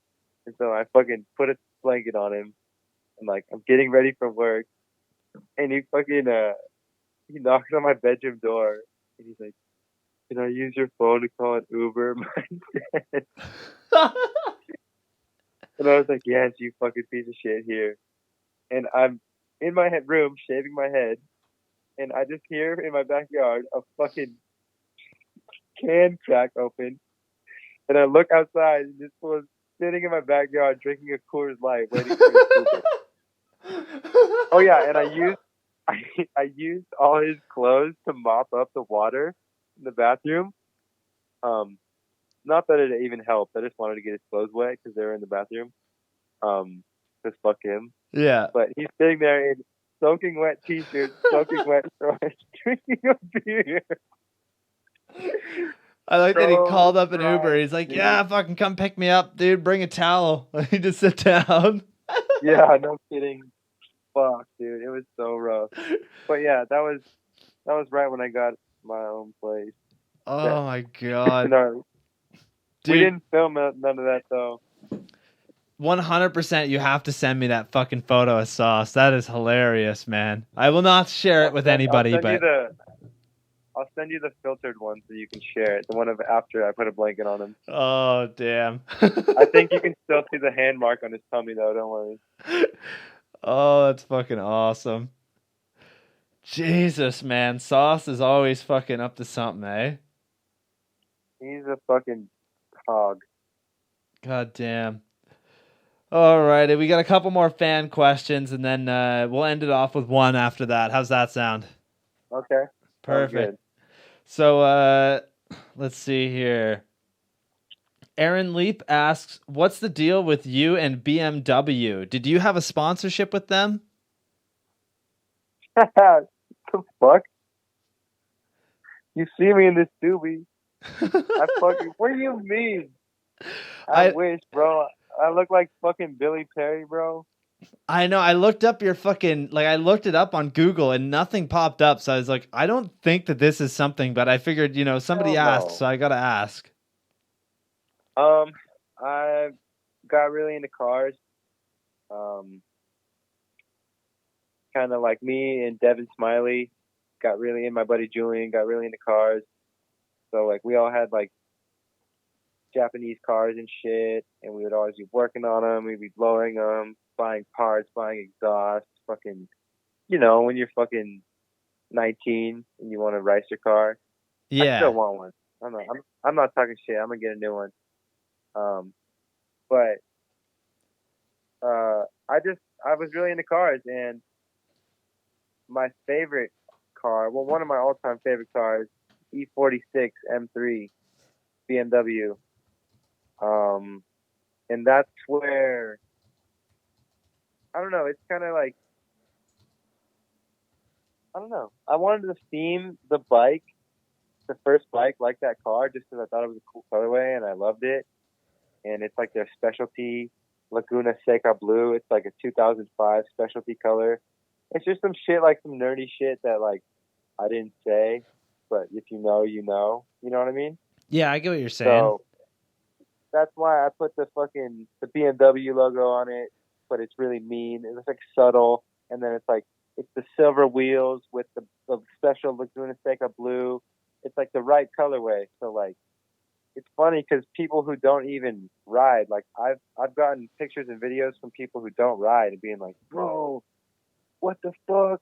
Look at this BMW themed bike. Like, what the fuck? Like, someone sent me this Spencer or something YouTube guy who was all tripping on it.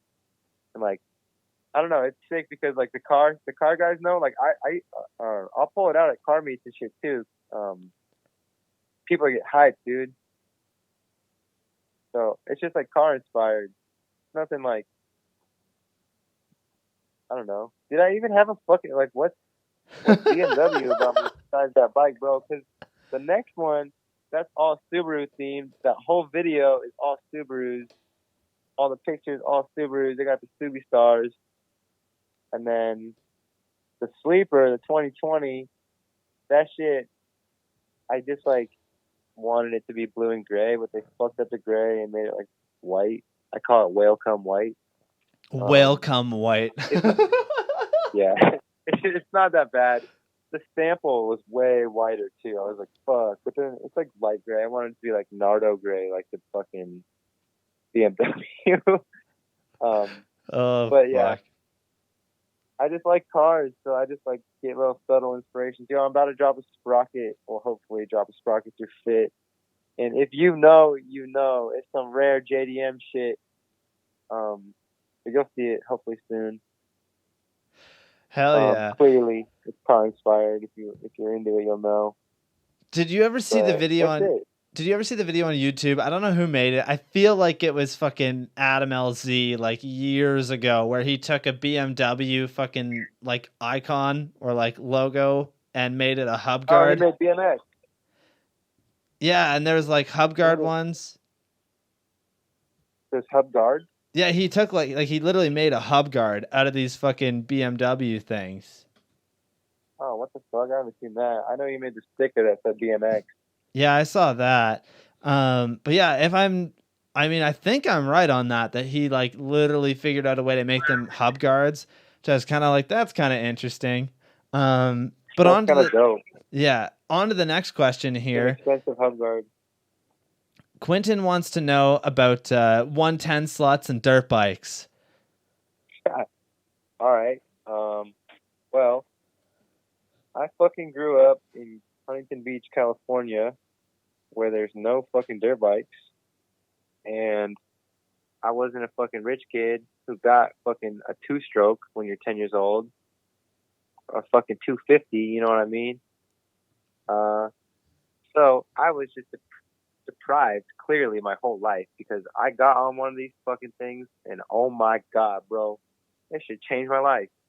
It's so fun. It's like a BMX bike with a motor, dude. So basically, Stock and Denim had 110s, and we'd ride them here and there. And then the homie was like, I have a 110, I have a 110, I have a 110. And then they all started riding them. And then Denim started buying them on Craigslist. Denim is just like a crazy handyman who has like 4 110s in his backyard. So, because he loves going and he loves like, dude, Denim, most genuine person / friend in the world.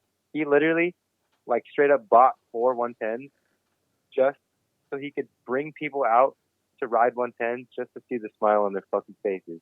Like, dude's a G.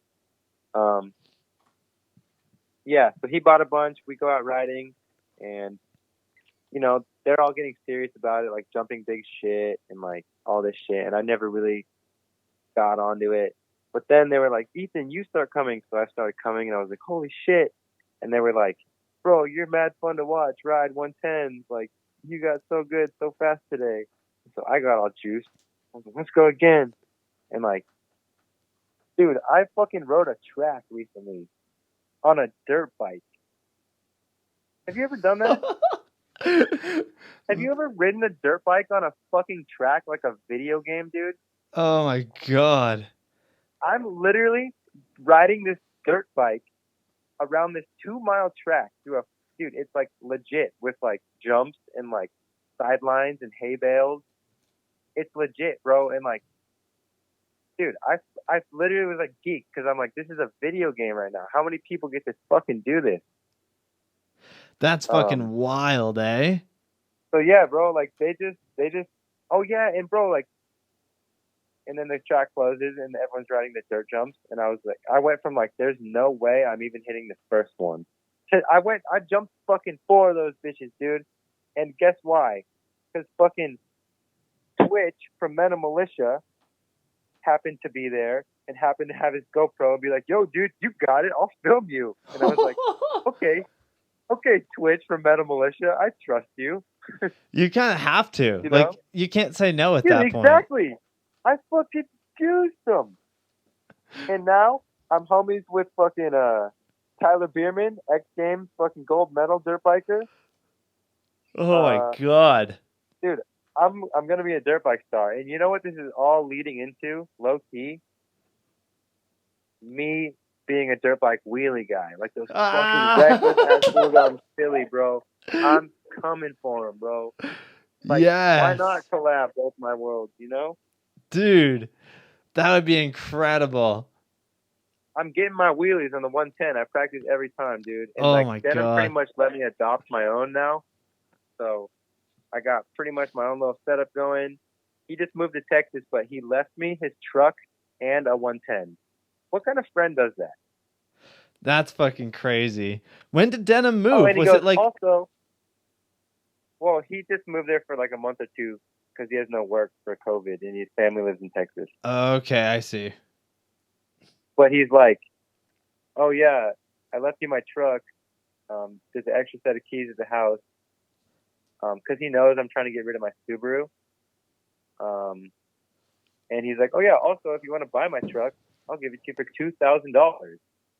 And I was like, and he's like, also I left the 110 for you. So if you want to go ride, just take my truck and the 110. So he's pretty much the best friend someone could ask for. Oh man, that's fucking awesome. Yeah, Denim, honestly, man, even just chatting with him for like a couple hours there, I really kind of saw the kind of guy that he is, and I love that. You know, more people need to be like Denim. Fucking gangster, dude. Like, also he's the type of person where like, oh shit, my fucking car blew up. Call Denim. Oh shit, my fucking girlfriend broke my heart. Call Denim. Oh shit, my stairs broke. Call Denim. Oh shit, dude, anything. Denim just knows the answer. Hell yeah. Pretty cool. Clayton Ray in the chat wants to know if you were there when Denim did the Hollywood 16 on a dirt bike. I was not there. How fucking crazy is that clip? It's pretty fucking crazy. I seen the shit of him doing the other one, so I knew he could do it. And then I couldn't believe it was second fucking try is the thing. Yeah, dude, just ridiculous. Like, I honestly, when I saw it, I was like, "There's no fucking way that like anybody did this." And then I saw that it was Denim that did it, and I was like, "Oh, of course it fucking happened then." Like, yeah, of fucking course, dude. I think it was 2 years ago, but on Thanksgiving, he was doing a big jump across this pond at his dad's house in Texas, and it was on Thanksgiving, and he did this big old event, and like mad people came out to Texas, but I was in Arizona with my whole family, my grandparents, my aunts, my uncles, everyone, like 20 people, and he goes on live stream. He's like about to do this jump, right? And I was telling my mom the whole time he was going to do it, and I was like, Mom, Denim's about to do the jump. Like, look, he's on live stream. And so she pulls out her phone. She's like, he's going to do the jump, everyone. Dude, before you know it, everyone at the table was watching Denham's live stream at my Thanksgiving dinner in Arizona. Watching him the fucking con, bro. My grandma and grandpa are sitting there sharing a phone like, when's he gonna do it? Dude, it was so fucking sick. Oh, man, that's fucking incredible. Oh, Yeah, man. he's a sender on that little thing. Yeah, that's He's for been on fucking that sure. shit. Daniel in the chat wants to know how much you smoke a day, if you could say how many grams, like if you know.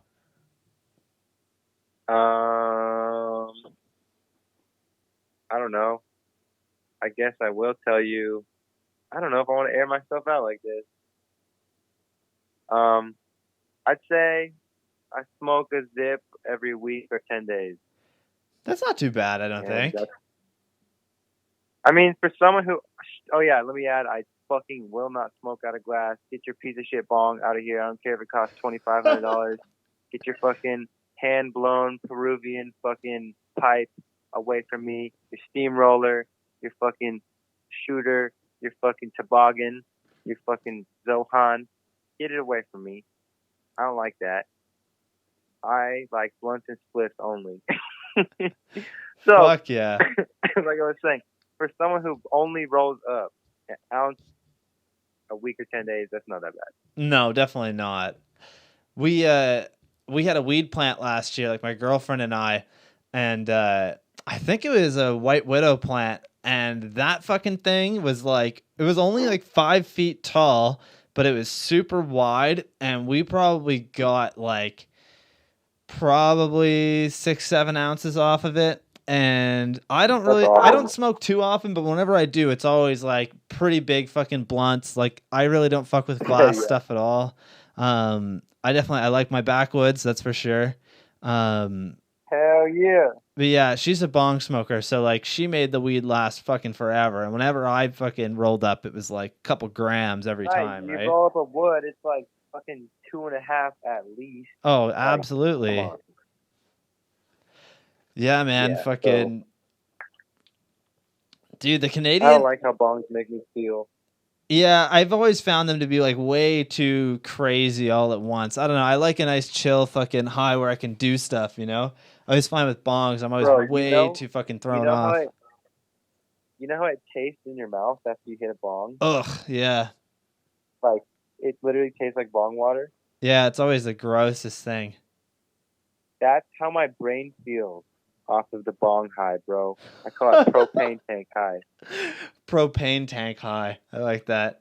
I fucking hate propane tank high. Me and dude, Began knows. Began's like, fuck propane tank high. I'm like, yeah, fuck that shit, bro. Oh my god. But that shit sucks.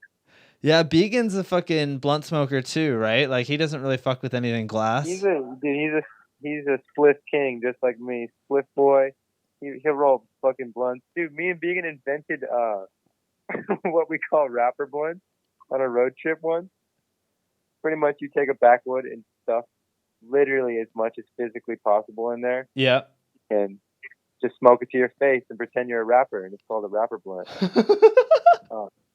But we would be on trips and we'd look at each other and be like, rapper blunt? Yeah, rapper blunt. Oh, that's fucking awesome. So fire. Dude, and all the smoke, there's this clip, and Sauce and I were talking about this, but like you and Began both hit this fucking dab screwdriver fucking thing. Oh God. How fucked up were you? He put that in the intro. He put that in the intro of me like hitting that shit. Yeah. And he sends it through, and I was like, yo, like, I loved it, but like straight up, please take that clip out. It looks like I'm fucking doing heroin. Dude, that was the gnarliest shit ever. So we were riding this college, and these kids like just pull up. They're like, we saw you on Instagram at this spot. We came. And so they're like immediately like, you guys want to smoke? Like, we got wax. We got hella wax. And Began's like, oh, fuck yeah, of course. Bro, they had this device. I'd never seen it before. It was like, imagine a fancy straw with like a glass donut in the center of it. Like, it was weird. But you fucking burn the bottom of this thing and then just touch it to your little jar of dabs and suck in. And it's like a hot straw. You just like suck them up. You know what I mean?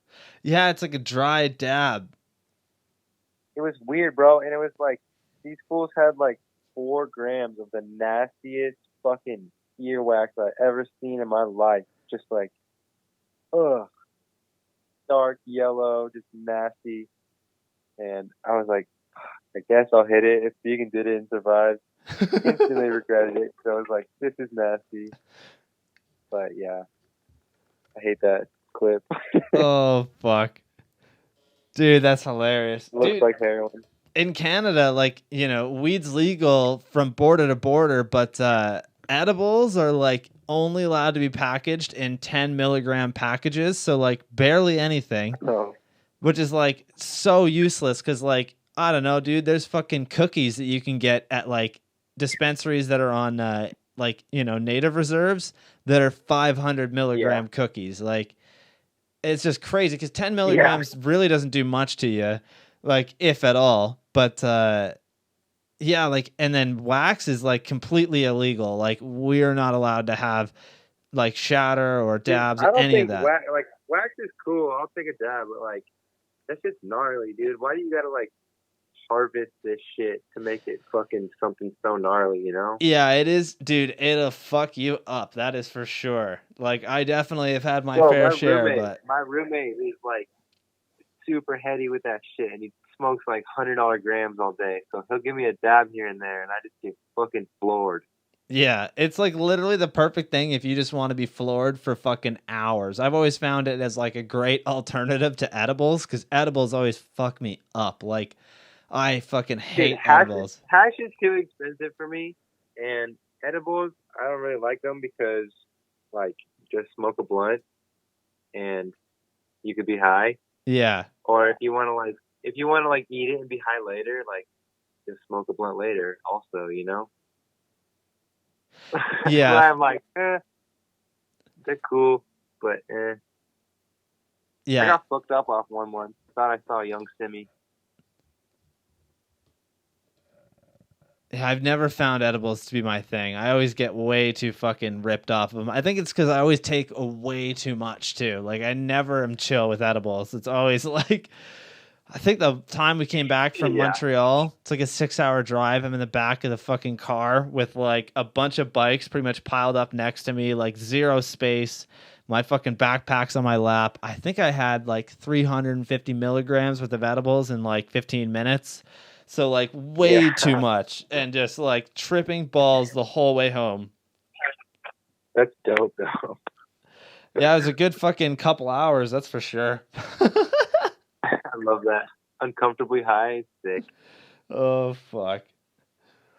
Dude, this has been awesome so far. Sorry, one last question. So right. Mason Patrick wants to know what is the Cali BMX scene like, or what was it like when you were younger? I don't know, bro. Like, to me, this shit changes, you know? Like, it's nothing like it used to be. But, you know, for the younger guys, they're doing their thing. And I don't know, I just feel like fucking time changes for everyone, you know? So I feel different. All my homies feel different. But, like, I'm sure the younger dudes are getting that same, like, excitedness and hype that we were all having, you know? But it's different, dude. It ain't no, like, the comic through days, bro. Like, we would just show up at the filmer's house at 10 a.m. on the weekends, like, without hitting anyone up. Like, we just knew, okay, we're going out at 10 on Saturday and Sunday. So, like, you know, sometimes 4 cars deep, like, mad people. We just knew. But nowadays, like, and, like, dude, we would all just film together. Like, Jacob would be filming for his king part. I'd be filming for my fit part. Julian would be filming for his fucking Equa part, you know? Like, it would just be all... It wouldn't be like a team thing, you know, it'd just be like a crew thing. So we'd all film for our own timelines or whatever. But like all the time, frequent, constant. Like that was just like what we did. But nowadays, like you really gotta be like, yo, we're going out filming to this spot, to these spots, to this city. And dude, it's a struggle. Like when you work fucking 6 days and then on your Tuesday off, it's like, all right, we're going street riding, and all the schools are in session and shit, and you're fuck, like that shit's a fucking struggle, dude, and it's hard work, like pushing through that. Luckily, right now, like with all this time off, I've been going out every day. It's getting easier to like find spots and get good areas going, I guess, with all the schools out. And I got my little crew. Like I always bring my one homie BJ, who's getting hooked up with Fit now. And just long story short, there's two filmers for Fit. So usually there's like two guys in the van there. I'm riding, one other guy riding.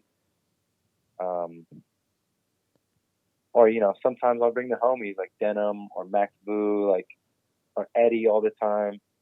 Just to like get that like crew vibe back, you know? Because it's like me, my roommate, like homies. So it feels different when you go out like with the Fit filmer, you know, to get Fit clips. Like when it's with your boys and it's what you love to do and you're having fun, like it's way fucking easier. So I guess it doesn't really feel like that easy no more. Like you really got to fucking go for it. And at the same time, like the riding's getting more serious. Like it's not as fucking body-dotty light, you know? It's a real serious thing when you're hunting fucking 30 stairs and shit. If that. Yeah. No, I get what you're saying, man. Honestly, like it is a way different feeling when you're going out with the purpose of filming and you're with somebody that you're not really used to filming with, right? Like, because you and Sauce have known each other since you were so young, and like you both have really come up together, you know. And like when you're filming with, and it's no offense to, you know, the Fit filmer or anything like that. Like, you know, he's great. Exactly. Like no, he's like, you know, we have relationships with everyone. Like this film and rider relationship, you know, it's special with everyone, but it's just like. It's not as easy, I guess. It doesn't feel as easy when you got to do it when you can, I guess. You know what I mean? Like, oh, I have to go ride it and I have to go do this because it's my only day off. Not like I don't do shit all week except ride. That's my fucking goal and career and dream job, you know, and you're just going hard. You know? Yeah. You think like, damn, do I want to fucking eat shit and fuck my legs up so I can stand on them for the next 6 days for 8 hours? You know what I mean? I get exactly what you're saying, man. Honestly, like when I was in high school, that was the time when I was filming the most, you know, as a filmer and like doing so much. And like, you know, even though my last video, Space Goats, was a lot better than the first one, like it just shows you that like, you know, even when we did that, there was so much other bullshit that went into it just because like we only have 2 days a week to film, and like part of my crew is in town here and the other part is an hour away, and then there's other people from like different parts. It's just hard when you're all fucking, you get old and you all have jobs and shit and no one's schedules work together anymore. But, yeah, exactly. I don't know. It's just different when you're not like, I don't know how it is for those fucking dudes who are just like just pros, you know what I mean? Just fucking ride every day and like, you know what I mean? Yeah, I always wonder what it's like for those dudes out here just doing it every day. I personally don't know how they fucking pay rent, bro, and eat food like that. But they're out here living, just riding. Devin Smiley, he's been doing it his whole fucking life. I've never seen that fool at a job. He's living good. So fuck, you can do it. I think it really just depends on the company that you're with and the royalties that you're making, right? Like, you know, no kidding. I don't know. Like, I'm not going to jump into, you know, pricing and whatnot and how much you get paid because it's nobody's business at all. But like, you know, royalties are definitely a big thing. That's what a lot of people go for. And like the fact that you have, you know, pro model frames, pro model bikes, like all this stuff really is crazy considering that like that is some of the top 5% of like the pro BMX world have that opportunity, right? Like there's so many awesome pro BMX riders that'll never get the opportunity to have like a pro model complete bike, you know? Well, yeah, I don't know. I just like also learned that, you know, you could be the best guy in the fucking world and you know, no one will buy your fucking pro model bike if you're not selling it. You know what I mean? Yeah, I think I guess like you know, fucking the Tommy Dugan fucking the famous Tommy Dugan interview, or the props bio. You know, it's just like the funniest shit in the whole world, and everyone wants to buy Tom Dugan's parts forever because of that. yeah, his like day in the life video is awesome. People loved it. Yeah, like all that funny shit. Like, dude, to me, that's what made me love Tom Dugan and want all his shit when I was little. Like, I don't even ride fucking park or transition, bro. And I was like, Tom Dugan is the shit. This guy is the sickest dude out, because he just had like a funny personality and would do funny stuff and dress funny and say funny things. And like, you know, I bought Tom Dugan's shit because I thought he was dope. I don't even fucking ride ramps, dude. So to me, it's just like, I don't know, your swag, your personality, your thing, you know? Absolutely. Like, you don't got to be the funny guy. You could be the serious guy and still sell shit. Like, look at Garrett Reynolds, you know? Like, he just got this fucking boss image. Or, like, Chad Curley with the fucking rapper image. It's just, like, you guys got to, like, ride it out. Get people to buy your shit that way. That's what I think. Well, I think a great example of like, you know, being able to market yourself and sell stuff is like, and I know this is like I don't know, it's a weird situation, and definitely a lot of people weren't too stoked on it, but a perfect example is like, look at Adam LZ, man. That kid wasn't a pro, definitely wasn't at pro level, but because he had an audience that was willing to buy his stuff, he was able to do that, you know? Like, I definitely don't agree with it. I don't think that he, like, you know, did the rounds of like what you need to be as a pro, but like in a way he sort of did. Like, he did his time doing YouTube, right? And like, I think that a lot of people were really upset about it because that was the transformation from like, you know, pros being the top to when people started seeing YouTube guys as like, you know, a valuable business asset, if that's like a good way to put it. Exactly. I know what you mean. We all got them now. Yeah, and like, it just goes to show, man, like that's just kind of how it goes, you know? And like, I get it. I think it's definitely smart for certain companies to be doing that. Like, you know, and even I really enjoy like the stuff that Billy Perry does, and like the stuff that Scotty Kramer does, Austin Augie, like, you know, and even Austin Augie and Billy Perry, they're both insane riders, and like, you know, they're pro level. Like Billy Perry especially, that guy is fucking unreal. And then you know, Scott too. Oh yeah, Panza's awesome as well. Like, just unreal. Those guys are all pro level. There's a reason why they work as like, I don't know, somebody that's able to have a pro model, whatever, right? Like, even with Scotty Kramer, man, like, it's not the fact that he does YouTube videos, it's the name behind it, right? Like, he was the top BMX rider in the world for years. Like, and that really plays into it. It kind of honestly really made me sad that like Vans didn't really do much after his crash. Like, they waited a little while. They definitely did like some shirts and whatnot, but I was really waiting for them to like do more shoes and try and get him more money, I guess. But I don't know, right? Yeah, I think it's just a weird situation, right?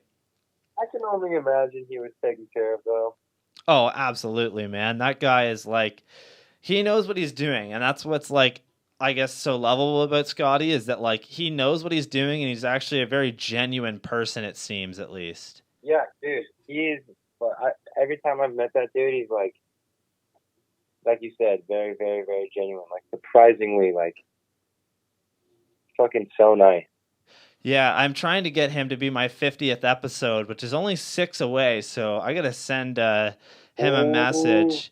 I think that would be a really cool one, but I'm not like, I really want to try and focus on like before his crash and focus on like his pro career, because I don't know, I just feel like he constantly talks about his crash and that it's probably gets a little boring for him, you know? Like, I know that he's doing a lot with it and that like he's a great influence for that kind of stuff, but like, and he had like a crazy 15-year career of killing it. Well, that's the thing. I'm like, you did so much before this one thing. Like, you shouldn't be known as the guy who had one crash. Like, you should be known as the guy that fucking did the crazy over ice pick drop in. Like, 15 feet up into another quarter, like that huge gap flip got, whip, like the legendary LA bank dropping and shit. yeah, just all that crazy shit. Like he should be known for that rather than, unfortunately that one crash, but what do you do? But yeah, so one last question for you, Ethan. What advice would you have for dudes out there who have just started a crew? Just started a crew. Yeah, like a riding crew. And you want to like blow up, go pro, that kind of thing. Yeah. Common crew ride. Yeah, like let's talk common crew kind of thing. Okay, so the reason that we were so successful, I believe, as a young crew, is because we appealed to the younger kids. And, we just made it look fun versus serious. We really hated serious ass videos with like heavy fucking, I don't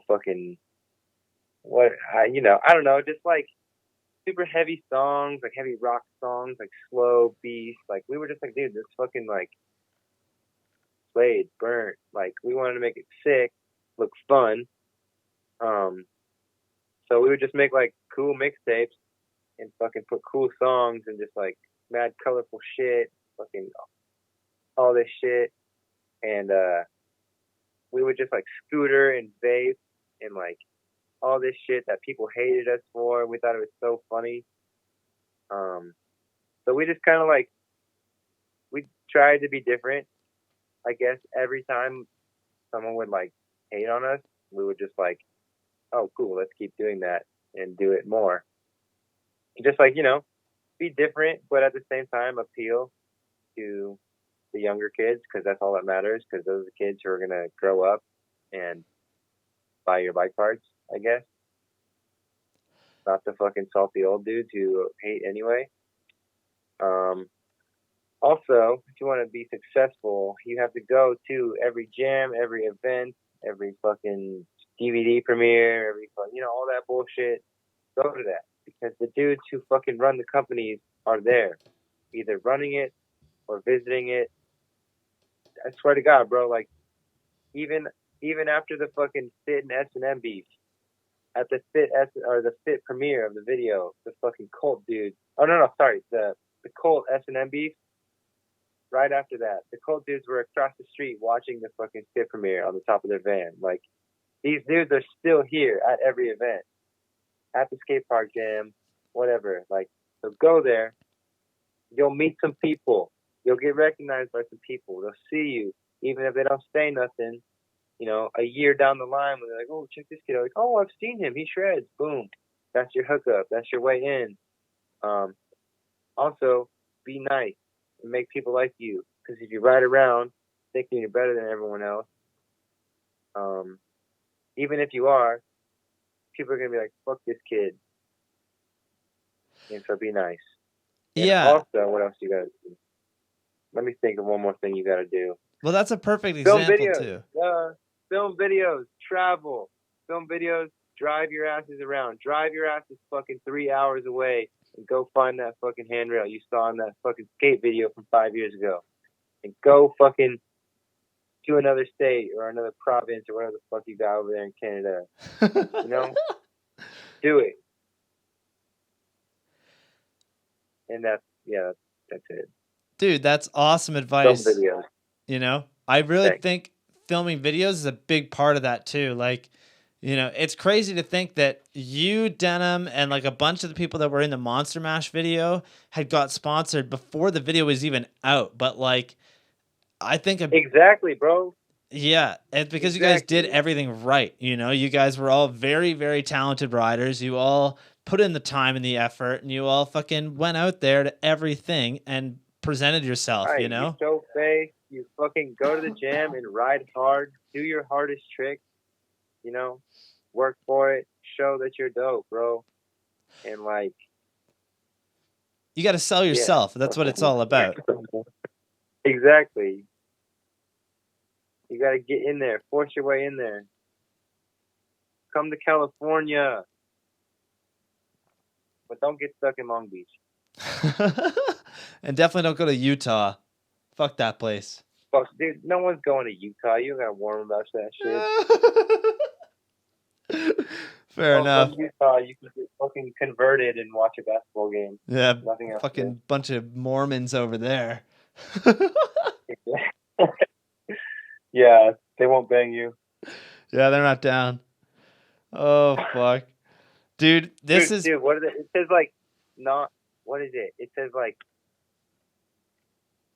dude, their Tinders out there will straight up say like, what is it? It's like MA or something, like Mormon American or something. Like the Tinders will either be like non-MA or like MA or whatever the fuck it is. They'll fucking put it out there, bro. Dude, how are you on Because Tinder that's on and the Mormon? What's that? How are you on Tinder and Mormon? That just seems weird to me. I don't know why. Exactly. Like, what are you fucking doing? Like, no, I'm not trying to find a make rich friends. Come on, sweetheart. What are you doing? Right? Are we in grade 5? Like, what is this? Yeah. Come on. Fuck Utah. Oh, man. Fuck Utah. So good. Yeah. Dude, this has been awesome. This has been a full 3.5 hours pretty much. So I got a shout out to you, man. That's a real good time for podcasts. Whenever I do like 3 hours, dude, whenever I do 3 hours, it's not because like, you know, I'm sitting there just draining like, let's get this over with. It's always because I'm having a great time. Like that's always an awesome feeling. I'm having a great time too. Hell yeah, dude. Thank you for joining us tonight. This has been awesome. I would love to meet up with you guys. I'm gonna try and make it out there, I think, in the next year, to be honest with you, because the last like 3 episodes with you guys have been fucking incredible. Like, I've seriously had the most fun that I've had on my show in a long time talking with like you and Denim and Sauce and everybody. And Denim was saying that I should try and hit up like Lewis Mills and a couple other people from that area. Oh, so yeah, I'm definitely gonna do that. What's his filmer homie? What's his film? Ben Norris. I'd love to hear him. Yeah, I'll write him down. Yeah. He's sick. He's filming all Lewis Mills shit. He's like, he reminds me of Francis, who filmed the Comic Crew shit. Yeah, I'll have to. I'll ask him if he's into that. It's Ben Norris. Tell him I recommended him. Yeah, tell him I recommended him because maybe he'll be enticed. Yeah, I definitely will. I like to always ask people who they want in the show, so that's awesome. But yeah, dude, this has been awesome. Thank you so much. Thank you to everybody that watched the show today, listened for the whole 3.5 hours. Thanks to everybody in the live stream. Do you have anything else you want to end it off on? Yeah. I got new fit shit coming. Hella new footage. I got a VX video. It's supposed to be out already. It's not out. I told you it's got to be re-edited. But that shit's coming out, and I'm almost done with the sleeper promo. It's not the frame. It's not the peg. It's not the bike. It's just a fucking sleeper video. You know what I'm saying? All that shit. And it's my best work. I'm proud of it. You'll see it. I was saying it's all real shit. Other than that, we were supposed to be on hella trips right now, but COVID-19 ruined the world. So when it washes its hands, we'll go. I'm going to SF twice. I'm going to fucking. We were supposed to go to Australia right now, bro. I'm not there. Fuck. Yeah. I was supposed to be at Swamp Fest too, all this shit. Nah, ain't happening. Anyway, trips are coming. I want to see Eddie Queller on the podcast too. Hell yeah. I will definitely hit up Eddie. I would love to speak with him. Oh yeah, hold up.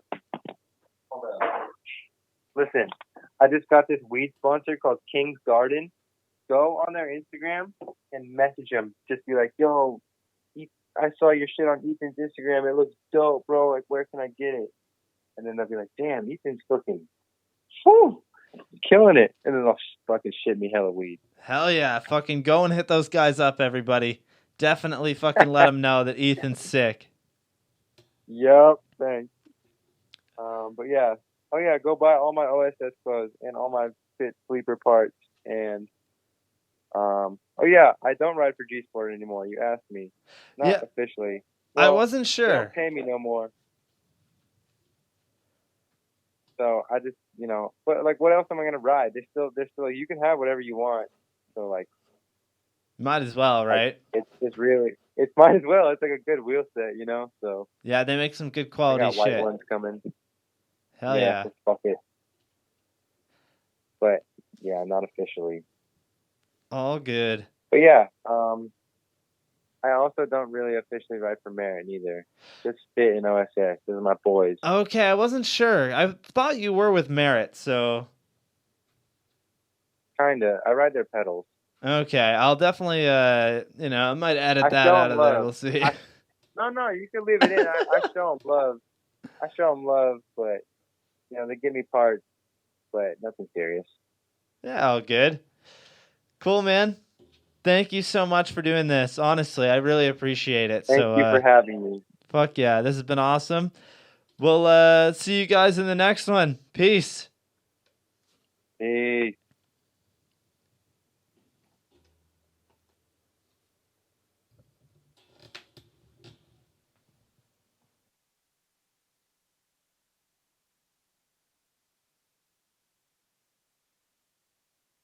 Is it over?